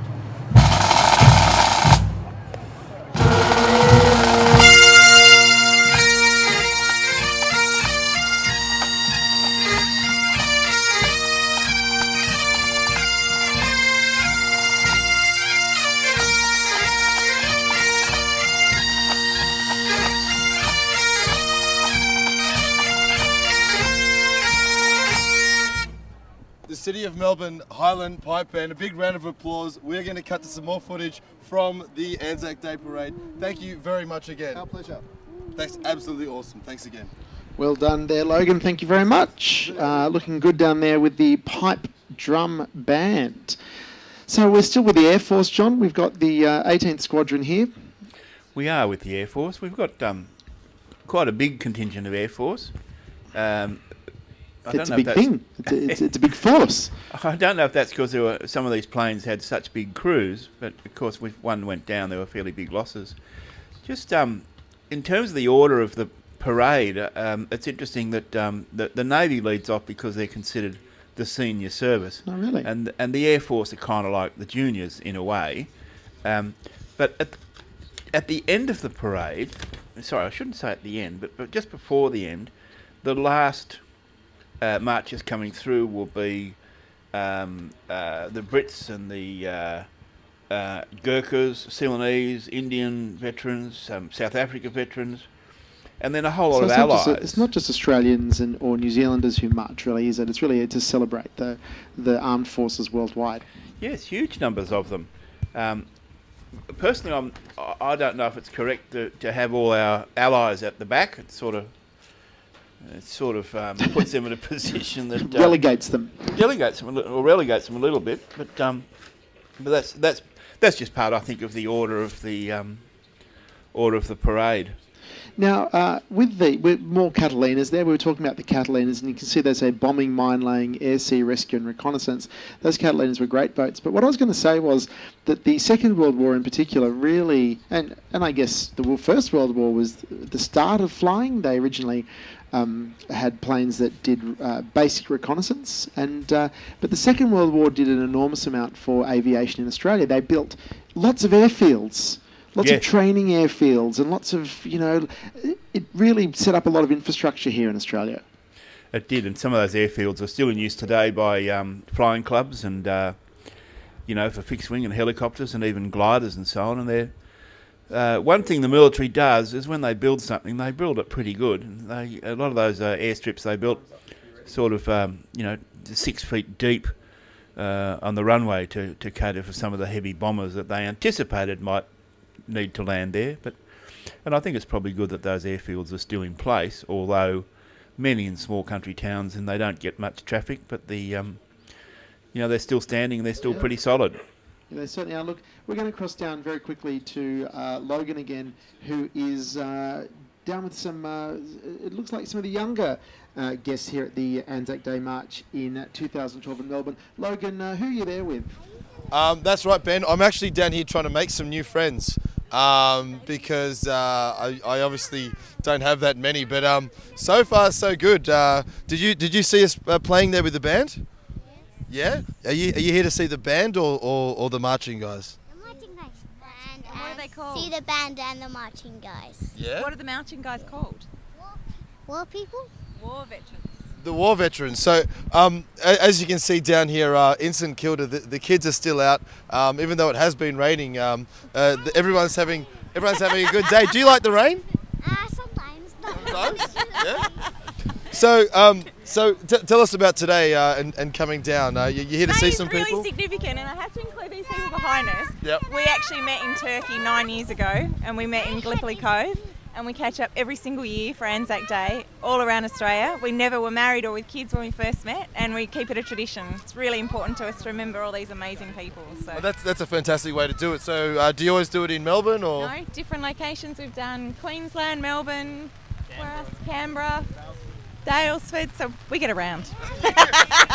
You know more about Anzac Day than a lot of people in Australia in terms of it's important. The celebrations. What are some of the memorable times you've had in the different cities on Anzac Day? Oh, nothing would beat Lone Pine in Turkey. That was just absolutely amazing, and the speeches that were given that year just really, I guess, brought it forward for us. But it doesn't matter where you are, it's what it's about, and it's watching the people, and coming out in the rain is a small sacrifice to make for what they do for us. Yeah, so. Fantastic. Tell us about what it was like over there in Turkey. It was a very sombre day, very strange, surreal environment. We were very quiet, which is not like us as a group, but there was a lot to take in, and it was just something every Australian should do. So, amazing. I got up late tonight and watched it on TV. Did you? Got up early this morning. And then I couldn't get back to bed, so I had to come out with Harry and Tom, and it was 6 o'clock in the morning. So did you get any sleep at all? No. No? And now you're eating space food sticks. Yeah. Oh, okay. So okay. So Are you gonna get some sleep tonight? Yeah. We hope so. We hope so. I guess the idea is is coming together and commemorating our ex-servicemen. But as you can see, some great friendships can be formed along the way. I don't know if these young kids are going to end up playing in the band one day. No, but they'll carry on the tradition. No. Whether they like it or not. I think we've got maybe a drummer down here. Would you like to play that? Would you like Mum to get you a set of drums? I want to get I want to get my dad to buy me a plane. A plane. Okay. Not the band in the Air Force. Okay, a warplane. So that's fine. We can organise something with the Air Force, definitely. So, Dad, how's that second job coming along? We'll get there eventually. We'll get there. We'll start us all. Maybe we'll start with the toy plane first. But again, I think it's a really amazing story that you guys have just shared with us. So really fantastic. Good. Thank you for letting us share it. No worries. So thanks very much, kids. High five. Boom, boom, boom. Yeah. There we go. Back to you. Well, it's great to see some of the young ones here at the Anzac Day March, John. Indeed, and a pretty keen family, that family, it seems, if they've been to so many places. They are, and it's good to see them carrying on that tradition. We can see here the RWF continues, and this is the Fighter Squadrons branch. Now, I have to say that if I was going to be in the Air Force, I'd want to be in the Fighter Squadrons branch. Yes, I think we'd all like that. They have some restrictions as to height and weight and fitness and so on. Which and attractiveness, I think. You have to be good looking to be a fighter pilot, don't you? I'm sure that either comes with the territory or they pre-select. But it's interesting, the fighter planes, how they've developed, and indeed all of aerial warfare. I think in the First World War, weren't they throwing throwing things, little bombs or hand grenades or something out of the by planes? hand? Yeah, yeah. They literally were. They were literally throwing them out by hand. And as I said before, aircraft in the First World War really hadn't taken off, pardon the pun. And they really were just. I believe it was the British who said that they'll never amount to anything in warfare. Exactly. And yes. of course, today, really, most warfare is, if you own the skies, then you're winning the battle. That's what they say. Yes, there's so many, even today, no-fly zones in the world. I'm fairly sure I'm on some kind of a no-fly list, if that's the same kind of thing. Yes, that's a matter for the courts, really. Yeah. We can see here, the Methers Ladies College Band, we were just saying before that Anzac Day is a great opportunity for schools to get their bands involved, and it's also a really good PR opportunity within the schools, isn't it, for the armed forces to keep the sacrifices that have been made fairly visible to the young ones. So Anzac Day is great for that. Oh yeah, I think marching in the parade's a great reward for however many rehearsals the band's been doing. Absolutely. But look, I was thinking about the First World War planes. Now I know that you have a pilot's license, but you fly slightly unusual things, don't you? That don't really don't fly right. I do have to say though that helicopters are a very integral part of warfare these days. And of course, you've got the Apaches and the Tigers and the Chinooks and the, all of the Black Hawks, of course. Although they're having a few problems with those at the moment, so I think they've grounded them all. Both attack helicopters and the fighter planes, and even bombers, they're so heavy now with the weapons systems and the computers and so on. That's really what the pilots have to learn more than how to fly. Well, they always fly themselves now. But certainly back in the day here, when you look at a lot of these RWF veterans who are marching today, it really was fly by the seat of your pants. It was all, this is the hydraulics corps that we're looking at the moment. And, really the logistics behind it, I think you got about 2 weeks training. Back in the Second World War, you're not 16, of course, you're 18. You were put into an aircraft, you learn how to fly, and you were sent off. So a lot of pilots came back from the Second World War who didn't think they were going to be pilots to start with. Exactly. And the aircraft of the First World War... Oh, we're talking about training schools now. Look at that. There you go. How helpful. And you can see there they talked about the support units, the dental, the medical, the recruiting. People underestimate the enormous support that you were talking about that before, weren't you? Yes, and the training on that banner was for so many things, the wireless and the flight services and that sort of thing. But the fellows in those biplanes in the First World War, a couple of technical things about those aircraft. First of all, they had no fuel pump. Really? The fuel was gravity fed from the top wing, which meant flying upside down was something you only did for very short periods of time. Right. And they also had no starter motor, which is why you see in the pictures the man turning the prop, which meant if you're in a dogfight and you weren't careful, you could easily starve your engine of fuel. And you can't restart. That's and you for can't sure. restart it. You can't jump out. So depending on what height that happens, you either jump out or just... That was it. Really, the Red Baron had another mark on his on the side of his plane. Exactly. Now, this isn't a very veteran car, the Mustang, but certainly our friends from the RAAF association there will be loving that, I'd say. Going for a bit of a spin. And you really forget about the conditions that these men and women must have experienced, and it's hard today in 2012 to understand what it must have been like. I mean, even back in Vietnam, it's just a whole different game, wasn't it? Yes, it was. Some of the bombers in the Second World War, and I think, I'm not sure today if that's the case, but they didn't waste weight putting on, heating and any sort of insulation. And those crews were up high, freezing, absolutely freezing, with the windows open so they could push their machine guns out. And some of those flights must have been just absolutely numbingly uncomfortable. Well, in the First World War, there was a major advance in, as you said, they literally used to have machine guns poking out the wall, out the side, out the windows, and now... and then they came up with the innovation of having it timed, didn't they? Where they could fire forward through the propellers instead of you having to go out the side. So that was a huge advance, and I think it shocked the enemy greatly, didn't it? That suddenly they were planes flying at them, they could fire machine guns. Yes, you could aim the plane, not just the gun. The firing mechanism of the gun was interlocked with the engine of the plane, and a lot of those planes had rotary engines, which means that we can picture a V8 today with 8 cylinders in the form of a V. The rotary engines, they're just like a clock. They have cylinders all over the place. Very powerful engine, but a real difficult thing to keep. I'm just looking at the Scotch College Military Band here. There's not much playing, but there's a bit of marching going on with them, which is great. And of course, the post-1945 Defence Force service. So they're the people post-Second World War. We do have Logan down on the course with us again, looking at some of our marching diggers. Logan, what have you got for us down there? Well, again, the generosity's just been massive today. We've just had a gentleman running around and handing out some rosemary that's kindly been donated from the Gallipoli Rosemary Farm. And just some spectacular marching bands, all in perfect time. And it's just great to see them leading the diggers down here in St Kilda. It's really something to see.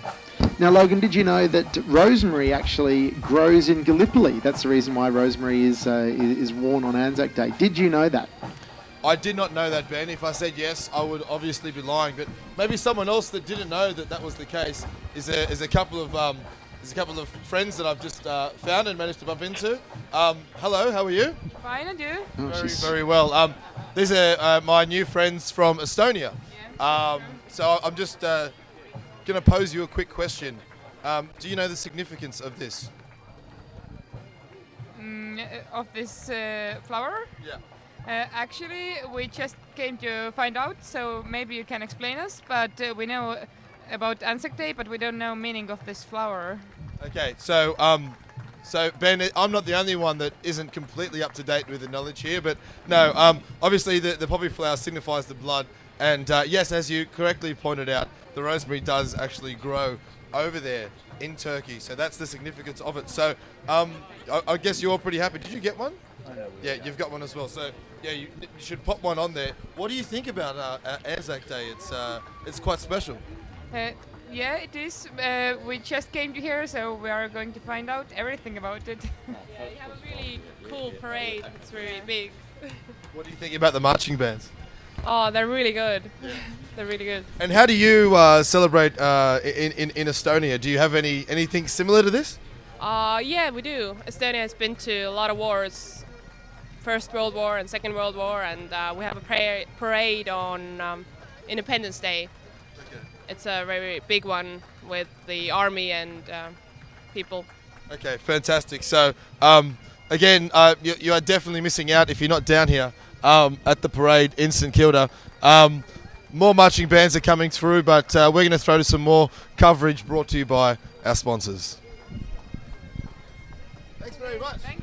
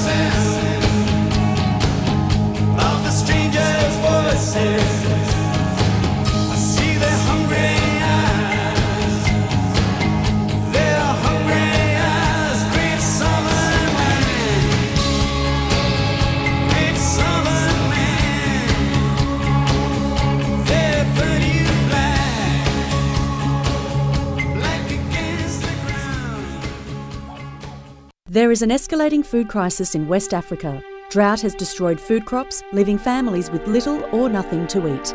CARE is strengthening community food banks, training medical staff to prevent malnutrition and helping families develop alternative food sources. Early action saves lives. Every dollar spent in emergency prevention can save 7 in emergency response. You can help. Please donate to CARE's West Africa Appeal today. Visit care.org.au or call 1800 020 046. There's a whole new way to create the best tasting fries without the oil, just with air. Introducing the Philips Air Fryer. For fabulous fries, just add air. Lily didn't have much to smile about. 50% of the children in her community were malnourished, and diseases like diarrhoea, one of the biggest killers of children in poor communities, were common because of untreated water. And with her parents' income barely enough to cover basic needs, Lily was facing a future of sickness and basic survival. Thankfully, through Plan, Lily is now a sponsored child. $43 a month is making all the difference to Lily's future. Lily and her entire community now have a plan that has started their journey out of poverty. A new preschool building, new toilets, clean water and better hygiene. A plan that has changed the direction of Lily's life. Now, Lily says she hopes to become a teacher. With your help, $43 a month, a child just like Lily will have a plan for a better future too. Call 137526, go online or search for Lily's plan. And for $43 a month, you can see a child like Lily smile.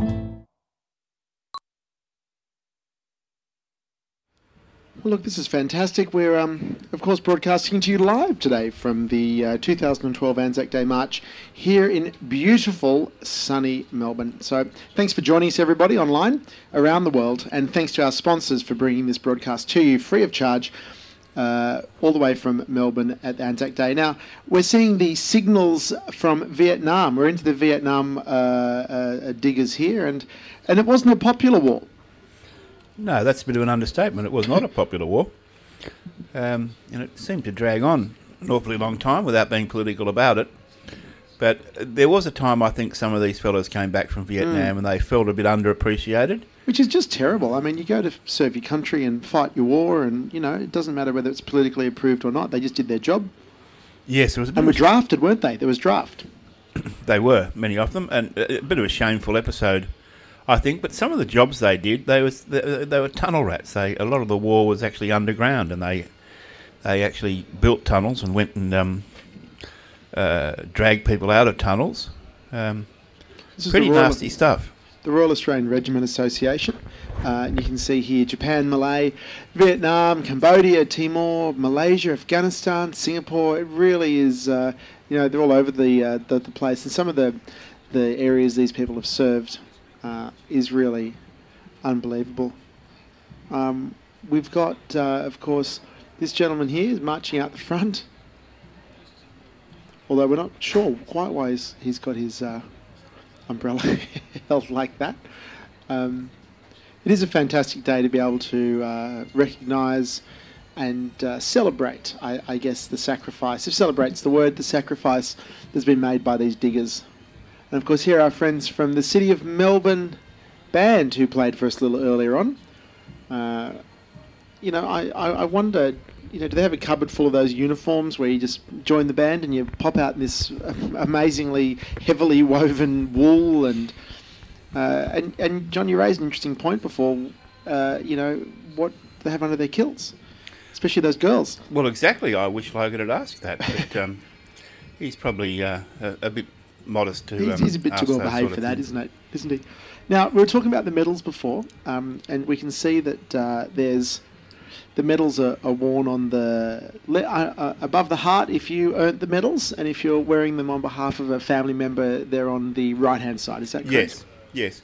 And the medals tend to be in order as well. So the most important or the highest ranking medal is, I'm trying to think how to explain it, is towards the centre of the chest, and they go out then. So many medals are for bravery, some are for service medals. So people who served in a number of theatres, as they call it, might have a couple of different medals. They might have a Europe medal and a Pacific medal and so on. And there is a Vietnam medal, there is a World War II medal, World War I medal, and so on. So, well, if you get medals for going to the theatre, maybe I should have one for saying Mamma Mia, because that, I think I deserved a medal for sitting through that.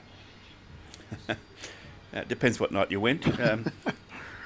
And we've got the Vietnam vets here, as you can see. And look, I remember it was only a couple of years ago, we still had a First World War vet in the march, which was amazing. I think it was 100 and whatever it was. But now, of course, there's none of the Great War diggers left. Here we have the 5th Battalion of the Royal Australian Regiment Association.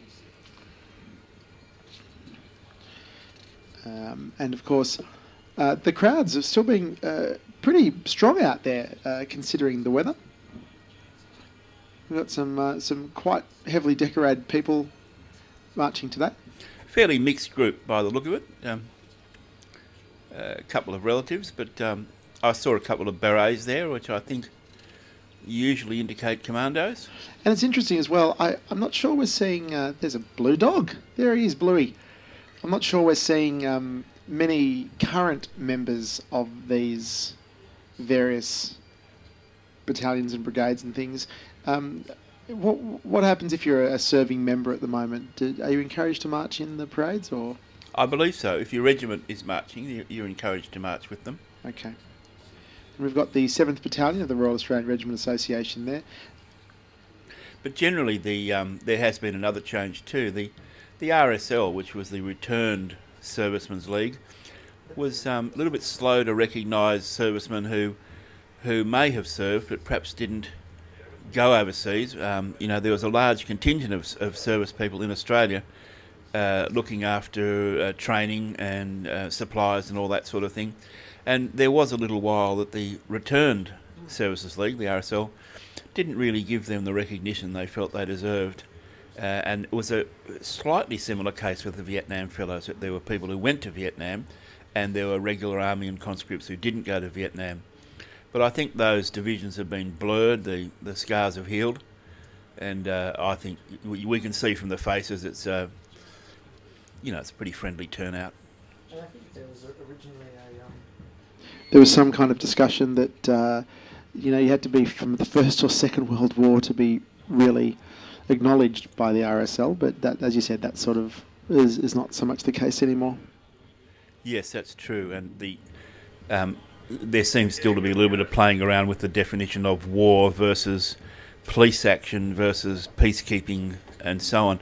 And I think really these are political words that we should just, you know, let people who've been in those actions, and certainly any Australian representing their country under fire, definitely, certainly be entitled to march in these parades. Now, Logan seems slightly obsessed with bags, and I believe he's got another bagpiper with him now. Logan, talk to us about what's happening down there on the parade ground.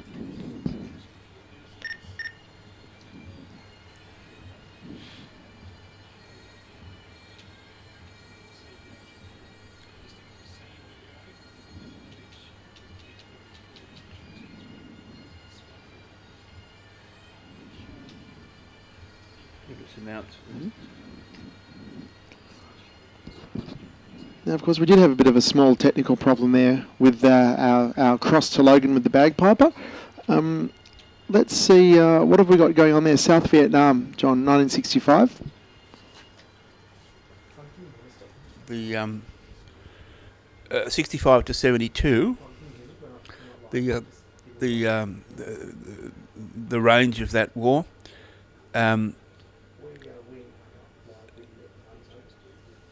We're just fixing Logan's technical problem down there. Some of these people have been waiting a long time to march. The march started off at 9 o'clock, and those people would have been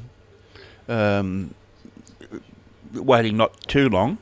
But you know, we're now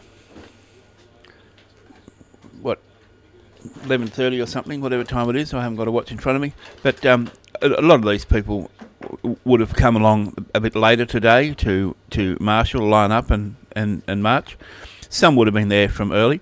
The ones who went to the dawn service would have been waiting quite a long time, because that finished before the march started, and some of them might have had what's called the gunfire breakfast. Gunfire was a British term, which they referred to the first cup of tea given to troops before the first task of the day. So their day was, you get up, you have a cup of tea, and that was referred to as gunfire. It seems to me slightly black humour. But gunfire breakfast has taken off, and there would have been a gunfire breakfast at most of the dawn services today. And it's put on by the organisers or hosts. It includes coffee or tea, sometimes coffee or tea with rum, usually a sausage sizzle or bacon and eggs. And it's really quite a friendly occasion, I think, for many of these blokes. Now, some of these fellas would have been at the dawn service, would have had their gunfire breakfast, and this particular contingent would have had to wait around for another couple of hours, 2 to 3 hours, and now they've got the chance to march up the 800-metre course.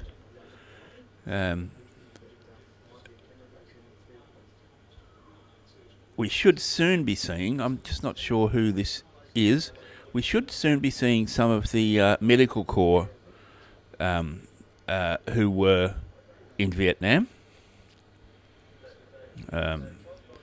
Yes, the field hospital, health support battalion. Figures show that a lot of casualties and fatalities in war, and in fact all wars, are not caused necessarily by direct enemy action, but are caused by disease and poor water, poor sanitary conditions, which are inevitable. And so the work of the health units is important, not only in repairing those who've been actually injured by enemy action, but to make sure the conditions under which the troops live and work are sanitary and healthy and so on, and the food and services are designed to keep them well rather than to be neglectful. Now, I should tell you, John, that we are coming towards the end of our parade. We haven't got a lot more to go. We are looking at the Royal Australian Regiment. I'm sorry, I'll start that again. We're looking at the Vietnam group at the moment. And following these fabulous diggers, we've got the Peacekeepers and the Peacemakers, who, of course, are our current diggers. We're looking at the Royal Australian Army Ordnance Corps at the moment, who are in South Vietnam between 64 and 72. Looks like a number of small animals marching along there. Those sporrans? Are they sporrans? Is that what they're called? Yeah. You ever been a big fan of the bagpipe? Look, it's an acquired taste, I'm sure. We should probably should. I'm yet to acquire it, but certainly I like the sound of the drums in the Scottish bands and the Irish bands. They're very stirring, and I can well imagine on a morning much like this morning was, with rain and mist and cold and a bit of swirl of pipes and going into some sort of action. I'm sure that, especially if you gunfire breakfast, if you had a cup of tea with rum, I think that'd be a fairly warming experience, and you'd be ready to face the world. I'd rather not be called a gunfire breakfast. That's all a bit, stressful. I'd rather it be called a, jacuzzi breakfast or something much more warming. We've got some guys here from I'm just looking at that amazing banner there. That's amazingly colourful. That was the Royal Australian Electrical and Mechanical Engineers Vietnam Association, RAEME, the Royal Australian Electrical and Mechanical Engineers, keeping the war running, certainly at the time. And they had to also worry about those Hueys. We are coming to you live today, of course, from Melbourne. Yeah, it's a bit of a mouthful, that electrical mechanical. RAEMEVA. Yes. No wonder they shorten it. And even shortens too long. Here we have the 1st Field Squadron Workshop. And haven't they been around Vietnam, Iraq, Afghanistan and East Timor? They're everywhere, certainly in current conflicts as well. And of course, we can't forget the Peacekeepers. They'll be coming up shortly, talking of East Timor, Iraq and Afghanistan. The 102 Field Workshop. 67 to 72. Very tumultuous, turbulent years. You weren't alive then, though. You've only read about it in the history books. I read about it in the history books. I'm a bit disappointed. I've been waiting for the MASH squadron to come through, but that was a Korean war, wasn't it? MASH was yes, we have Korean veterans, but not particularly that one. The Royal Australian Electrical and Mechanical Engineers 106 Field Workshop on screen at the moment. Yes, you can just imagine the conditions these fellas had to work under. Field usually refers to a fairly frontline position, and they're trying to fix things. Not quite under fire, but occasionally. But without great workshops, certainly not air conditioned, and as best they could. Well, we're talking about MASH, and here we have the Vietnam versions, the surgical and the medical teams. This is the Civilian Medical Teams Vietnam Association. The medical teams did a great job in all the wars. Very often, very courageous, and even in captivity as prisoners of war, it was very often the doctor of the unit who went to see the the enemy's captor or commander and demanded or negotiated for better conditions, better food, and whose responsibility was to put different men on the sick list, which meant they had a day off work, which in the case of some of the camps like Changi and so on didn't please their captors, but it was the courage of the medical people who kept quite a number of them alive and well. Certainly they acted as the face quite often, didn't they, of a lot of prisoner of war camps? Yes, they did. Here we have the peacekeepers and the peacemakers.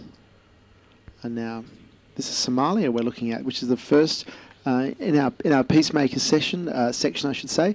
We've got Somalia, Kuwait, East Timor, Iraq, Afghanistan, Solomon Islands, and of course all the other areas that Australia and New Zealand is active in. So we've got the, as we've just seen, the Solomon Islands there, Iraq. And it's easy to forget, we talk about the world wars and so forth, but certainly Iraq, that whole Afghanistan, it's quite a major engagement for Australia, isn't it? Indeed, and when you look at the dates, some of these engagements have lasted longer than the Second World War and it's true. Longer than the First World War. Absolutely. And I think, it really is testament to how important a role Australia's Defence Forces play in worldwide peacekeeping and theatres of war, that you can see all the different regiments we've got here, which have been active in all these different areas. Yes, is that the Australian intelligence I just saw there? A little too smart for me. I think that's one of our strengths in intelligence. Yes, in breaking codes and all of that sort of thing. There's a lot of popular stories about the Second World War with codes being broken. I'd say this man's either a chef or he got his hat confused this morning.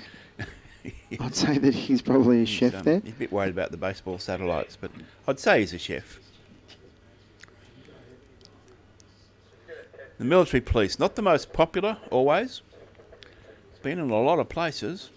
And their slogan there, first in, last out. And these would be fairly tough, uncompromising guys at their prime. Ageing today.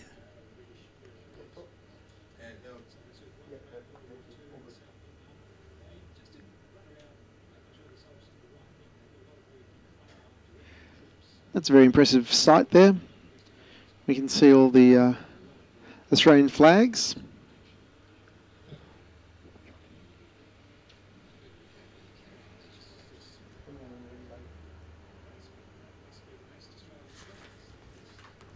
The massed Australian flags, there they are.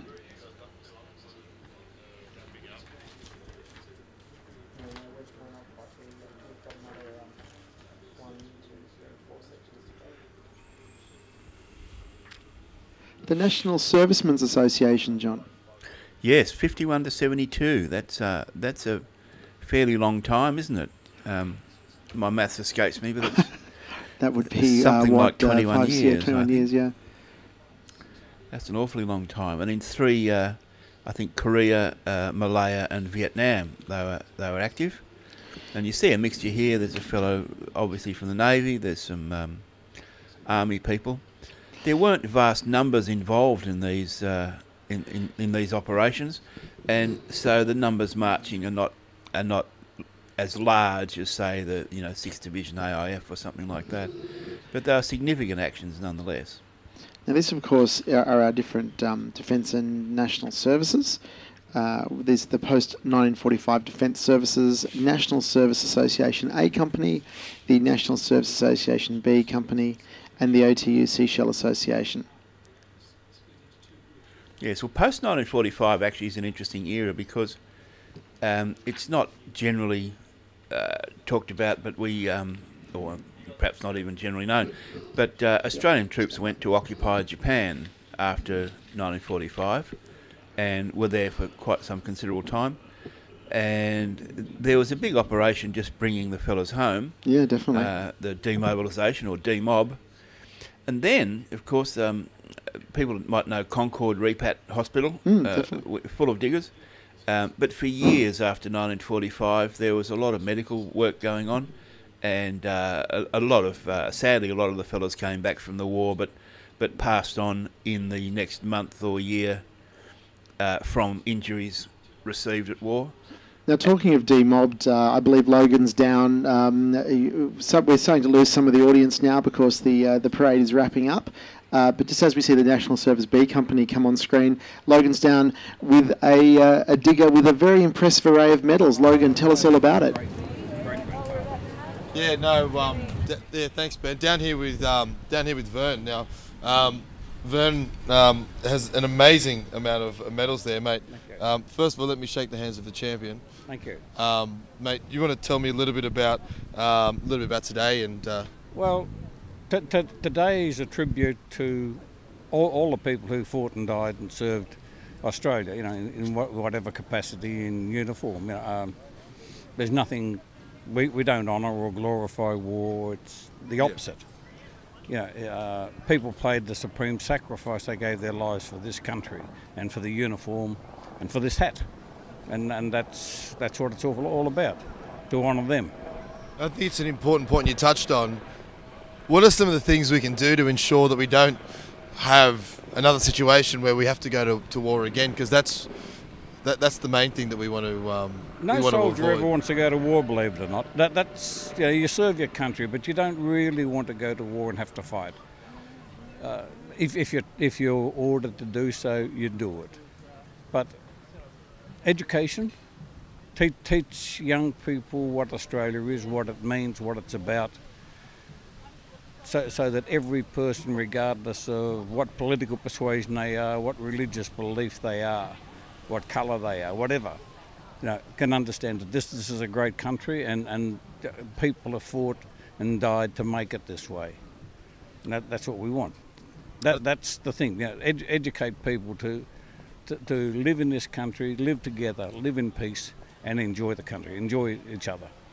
And I think in terms of some of the steps that we're taking now, we have a massive opportunity with the future generation to do that.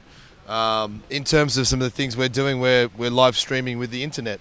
We've got an amazing array of knowledge that we can give to the future generations. So, what are some of the things that you think are really important? Because once you've made that commitment and you're going to war, it's too late. What are some of the key messages that we need to understand? To one of the families of those that do pay the supreme sacrifice, to educate their children, to make sure that their children know what they died for, and just to enjoy this great country. Yeah. Now, you've got some fantastic medals here and the hat. Tell me quickly about the hat. The hat represents, to me, my great-great-grandfather wore a hat like this in the Boer War. Yep.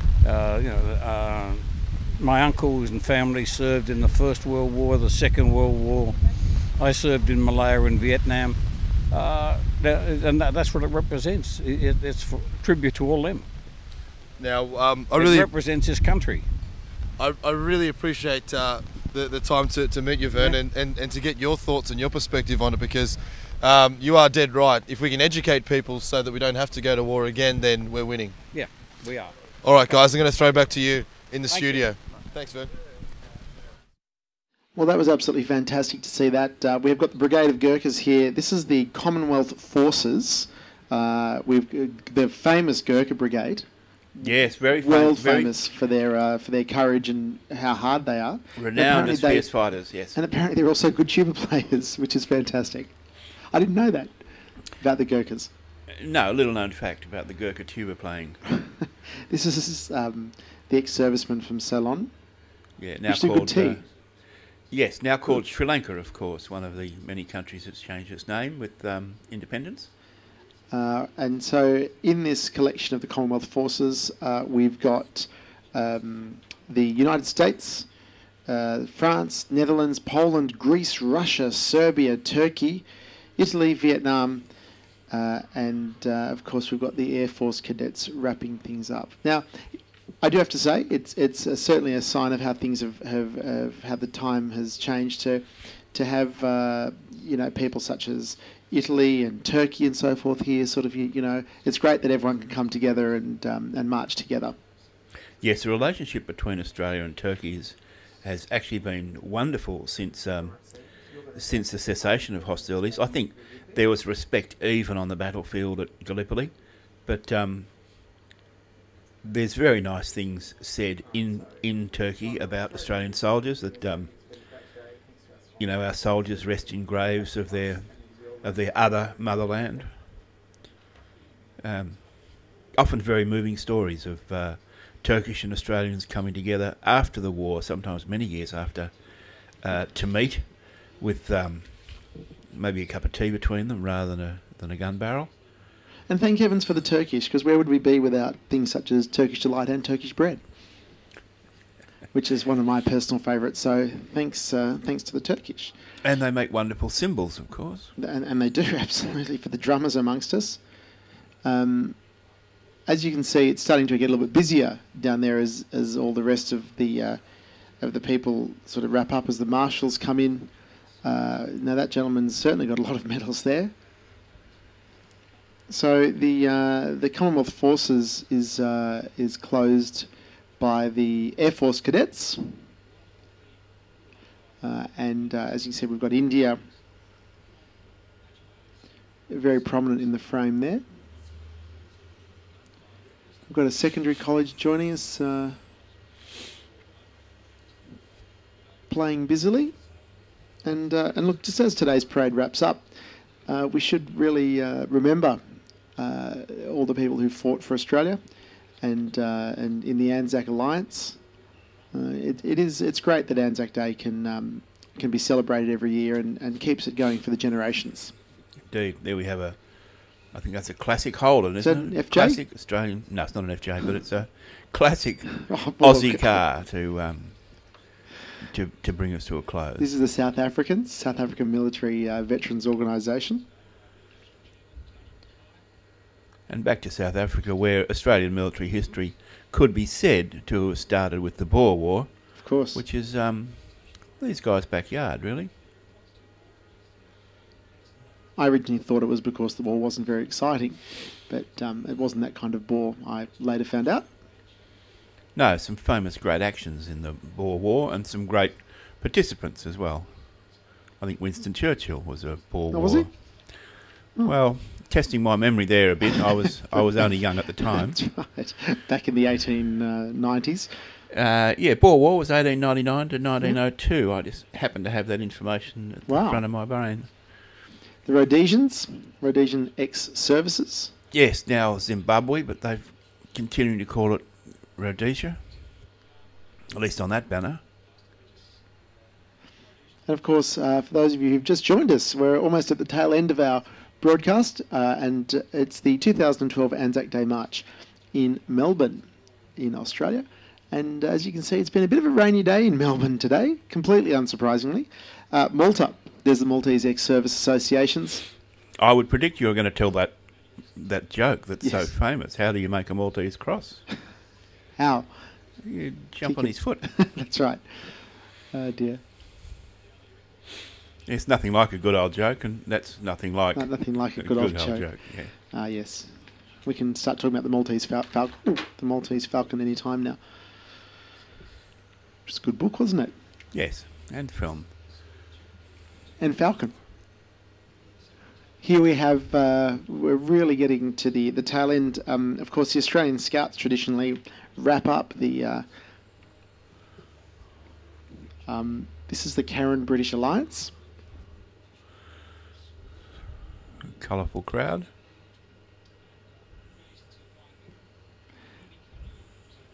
the Australian Karen organisation, where everyone in that group there is actually called Karen.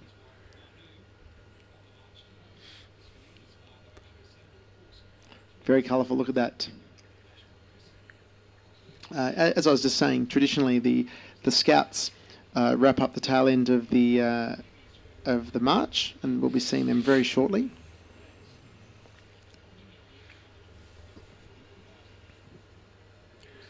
It's a shame in a way that we all don't know a bit more about some of these groups because they have obviously done good service. They performed good deeds.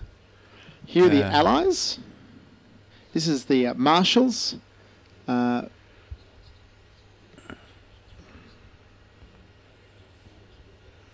littlies there. There we go.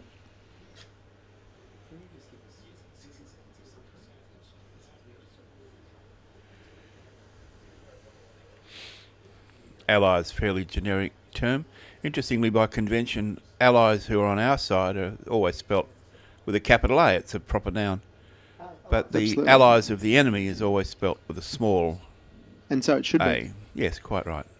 Just joining us, we've got Logan down with some of the people as they're leaving, and Logan's going to have a quick chat to you, to us all about what things are like down on the parade ground as this march is wrapping up.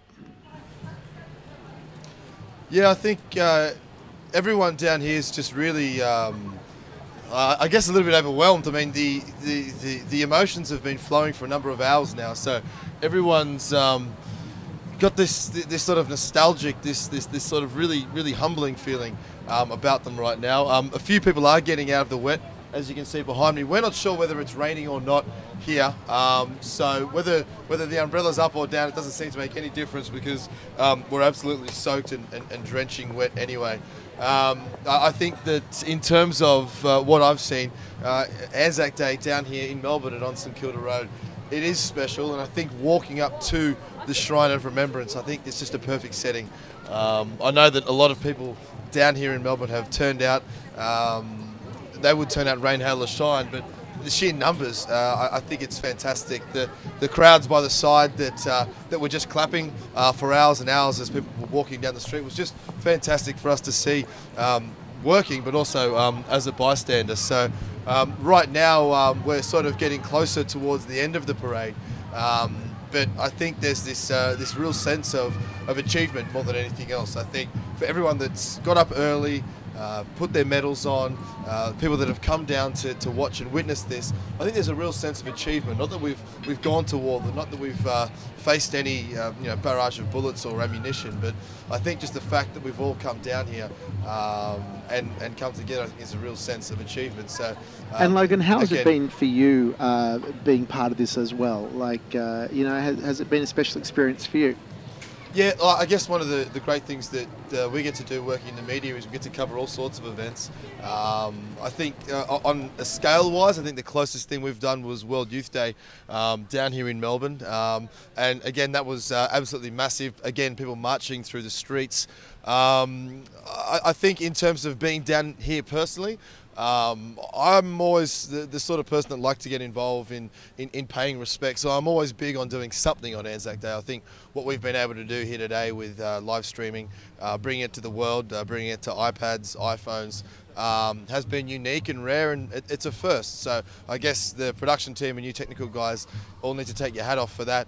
I've had the easy job here of catching some of the colour and catching some of the people that have been walking down the street, and even people like you on my right. G'day sir, can I just, how are you? Just even people here with this amazing amount of medals.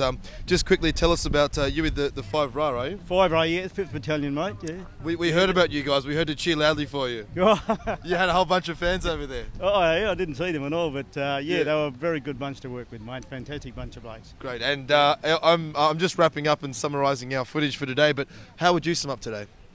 Wet. I think actually for the weather, it's been a very good turnout, and really happy with the people that are coming out and cheering us on. You know, it's lovely to see. I think the weather's just hardened everyone up a little bit in the start. Yeah, we put the umbrella down when it rains. We've still got to be tough somewhere, mate. Great. You off to watch the football now? No, I'm going to have a beer. You going to have a beer? Yeah, I'm going to have a beer. What are you drinking? Not too many. What are you drinking? I don't know, whatever they're offering there. And I'll probably make it light just to be careful. Do the lights. That means you can win more on the tour. That's right. Okay. All right. All right, no worries, Thanks mate. very much. CD. All right. So, again, guys, that's the sort of camaraderie and the spirit. You know, you can just start talking and stop someone in the street and you've got something in common with them. That's something that you might not notice when you're walking down the street, generally when it's not Anzac Day. But everyone here has relatives that have fought for the freedom of our country. And when you're walking down the street, you may not notice it. You might not think about it if it's not Anzac Day. But it's definitely something that we should keep in the back of our minds. And again, like I said, I've learned a little bit about how we can support not only the charities, the ex-servicemen, but also make our mark and keep our Australian pride and tradition going. From a media perspective, it's been fantastic being able to broadcast this out to the rest of the world, to people that couldn't make it down here because they were too far away in other countries, or even people that have to work on Anzac Day. It is tough if you are working. You're probably getting double time, but hopefully you're there on your iPhone watching our live streaming coverage. So from us on the street, I think we've had a fantastic day and couldn't have asked for more. Probably the only thing I could ask for would maybe be a few more warm coffees during the broadcast, but that's okay. We can sort that out for next year. How's it been for you guys in the studio? Well, of course, it's been complete luxury as always, Logan, up here in the studio. We've been enjoying our warm coffees and our jacuzzis whilst we've been watching the parade happening. Thanks for your good work. We'll cross down to you just to wrap things up shortly. But as we can see here, we've got the Victorian Association of World War II Veterans from the ex-Soviet Union. They needed a big banner for that, John. Indeed. It is so confusing, isn't it, to know who's on what side for what war and so on. And I suppose that's a good thing, because old enemies become friends. Well, they do, but certainly it's also confusing when the countries change their names. Yes. It's like, we've had a few of those today. And even, look, I certainly haven't been around anywhere near as long as you, but even I remember growing up with the Cold War and the East Berlin and West Berlin and the fall of the Berlin Wall, and certainly things have changed a lot over the past 20 years. Well, indeed, you haven't been around as long, and I would have been in the Boer War had I not been too old for it at the time. Right. You had a leg complaint. And that old leg problem. Excused medically. I must say I enjoyed the cars today. Yeah, they're great, aren't they? Very often they just put them on in taxis, but someone has gone to some effort today to... I'm not sure how they'd get out of that car, though. That gentleman in the back there, that is not an easy car to get out of. No, but it's a good-looking car. That's what's important. It is form over function. But look, I think you're right. There have been some great cars today.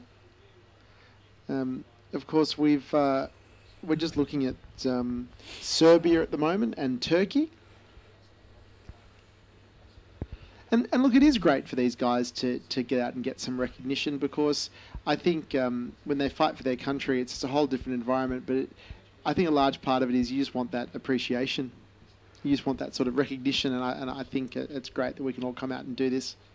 Yes, well, there's the Turkish Veterans Association, and we talked about Turkey and the relationship now between Turkey and Australia. I think it's a very, very good one.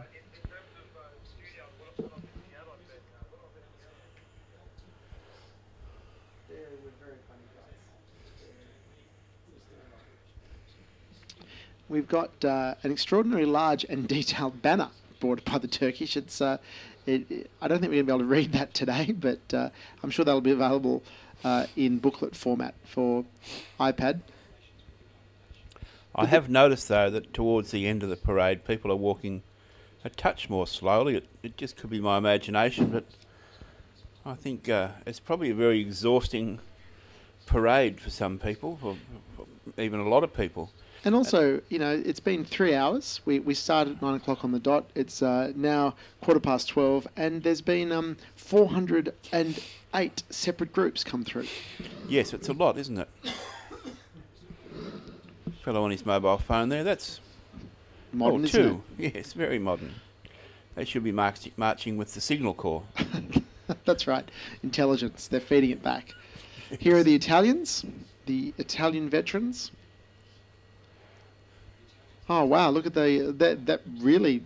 They've turned out well. They really have worn their traditional dress. I guess is the best way of me describing that. There's a few medals there. I did notice that ex-Russian yes, fellow. Ex-Russian. Had a tremendous number of medals. I think he had 3 rows on one side and a few dotted on the other side. It'd be a shame to become unbalanced by your medals, wouldn't it? You know, you'd Yes, need to be indeed. careful about that.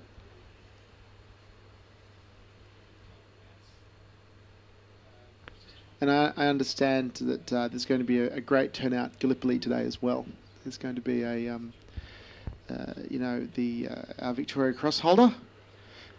There's been a bit of controversy about him recently with the various comments on air and so forth, but he is a true hero, a modern day hero, and I believe he's going to be with the Prime Minister in Gallipoli. Absolutely. And I've had for years a bit of a theory about Australian VC winners.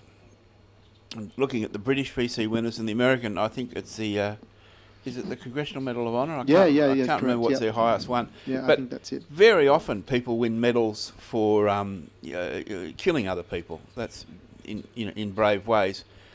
Very often what I see with the Australian VCs, and there's been quite a lot of them, it's not so much for going out and damaging the enemy, it is more for going out under fire and dragging back a wounded or injured comrade. It's for heroic behaviour, isn't it? Yeah, really? I think that's tremendously heroic, and I think it's one of our great Australian characteristics of putting the other fellow, risking our lives for a mate.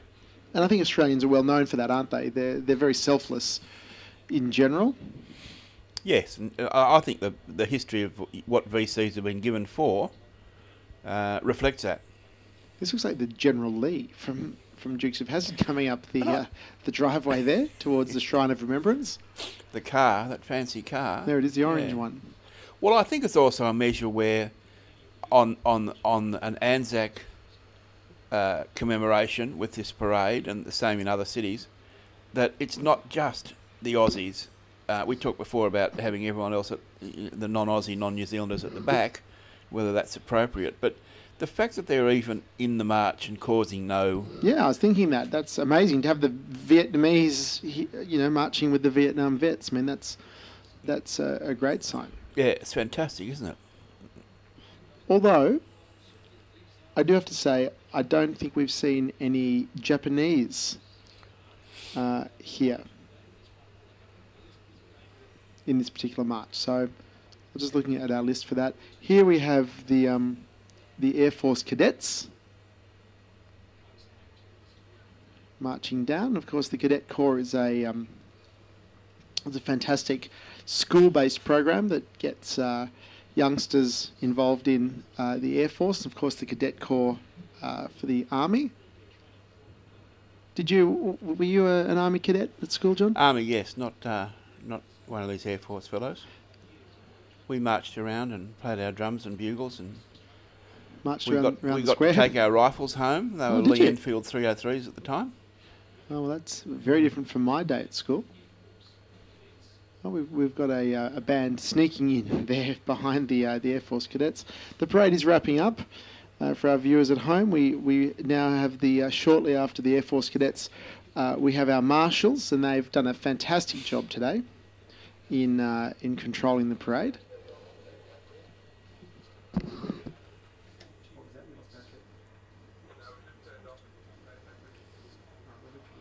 This appears to be the contingent of scouts who, as we've said, traditionally close the march at the end of the parade.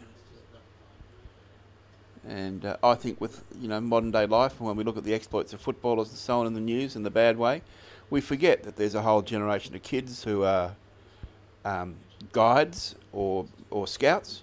Were you a cub, John? I was a cub and a scout. Yes. Yep. Didn't move on to the Rangers? I didn't stick with it all that long. I also was a cub and a scout. Did. Yes, I loved Cubs. It was a fantastic time. It's not really talked about so much anymore, is it? And it's great to see so many Cubs and scouts here. Yep, all looking happy. They're wearing their woggles. They would have at least one woggle each. There'd be a woggle each, correct? There's a very high woggle ratio. And that pretty much, you can see there with the kids giving us a big wave. That's really the tail end of the parade. So you can see some marching here. Yes, led by a female. Actually, I didn't see the rank. I didn't notice whether she's an officer or. Well, that's a lieutenant, and I can't quite see the badge, but she looked like a lieutenant. I think that's a great thing too. And there are women now serving on submarines and so on. So, back as we talked about, women becoming drivers and factory workers in the First and Second World War. It's come full circle, hasn't it? Absolutely, there's a fantastic equality now. This is the Air League, which is effectively the Air Force version of the cadets, I guess, the Air League. Yes, I think it's not school-based, but it's a community-based, brigade almost, isn't something like that. Yeah, and I think it's a particular interest to people who want to maybe learn to fly or get their pilot's license, and they get a few flying hours. I wish I'd known about that when I was young. Yeah, it's an expensive thing to get your license. I got mine in record time, of course, so it didn't cost me quite so much.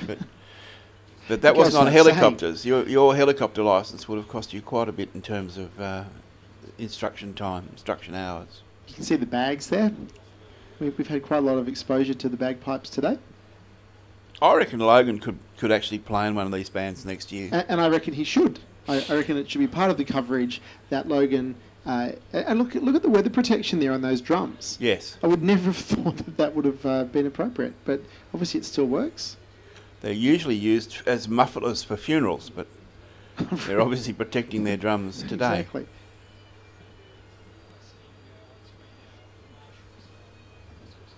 But it also gives you a sense. I mean, obviously it's 2012. It's been a long time since the war, the Great War, and of course the Second World War. But there are still so many people who march in this parade. It takes 3 hours. It does give you an understanding of how extraordinarily resourced the Defence Forces are. Yes, and how profound an effect it had on so many people's lives. Oh, huge, yeah. Because a lot of these people will go away today and go back to their lives as retired persons or, plumbers or bank managers or whatever they do, and they just come together this one day. Be interesting to see Anzac Day in 3 years' time, because then it will be 100 years. 100 years, exactly. Well, look, I think on behalf of us up here in the studio, I think that pretty much does it for us. Big thanks to our sponsors, and also thanks to our viewers at home who are watching this first ever live webcast of the Anzac Day parade here in Melbourne. And to wrap us up, we'd like to just throw one last time to Logan Courtman, who's on St Kilda Road here in Melbourne, and he can say goodbye to you all watching live on the web. Logan? Yeah, thanks again, guys, and thanks everyone for watching. As you can see, it's still quite busy down here on St Kilda Road, and we've had a great time, met a lot of new friends, and I'm pretty sure we'll be back here next year. It's been a fantastic time, not only seeing the bands marching, the ex-servicemen, but meeting some people that have relatives that have passed away and couldn't make it, that are walking down here and parading. It's really special, and it is unique. I think that something that we'll take away from today is just the strength and the pride that all the ex-servicemen have. Fantastic to shake hands with them once again, and just really special to be able to talk to them man to man, just person to person, in a really humble fashion about some of the extraordinary achievements that they've done. I guess the guy that stands out the most for me was the gentleman that was on the ship that was torpedoed, lost 2,000 of his mates with that one hit, and he was in the sea for 6 days, cracking jokes about him being free.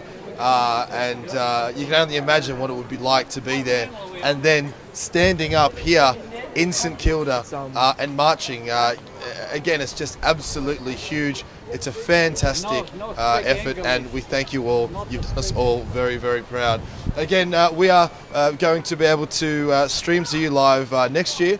This year wouldn't have been possible without our sponsors, but thank you again for tuning in and watching. It's been fantastic having you with us wherever you are. Hopefully it's a little bit warmer than it is right here on a windy Melbourne afternoon where the sun is trying to come out, but the rain is still coming at us sideways. So thanks very much for allowing us to have this opportunity down here on St Kilda Road on the march here, Anzac Day 2012. Take it away.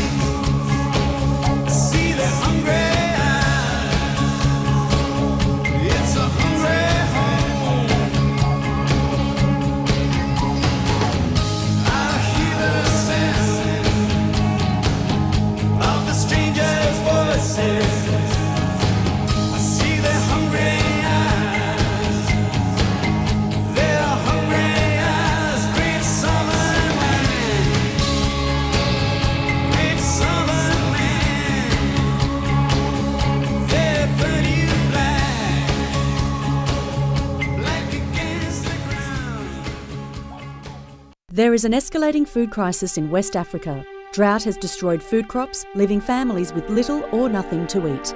CARE is strengthening community food banks, training medical staff to prevent malnutrition and helping families develop alternative food sources.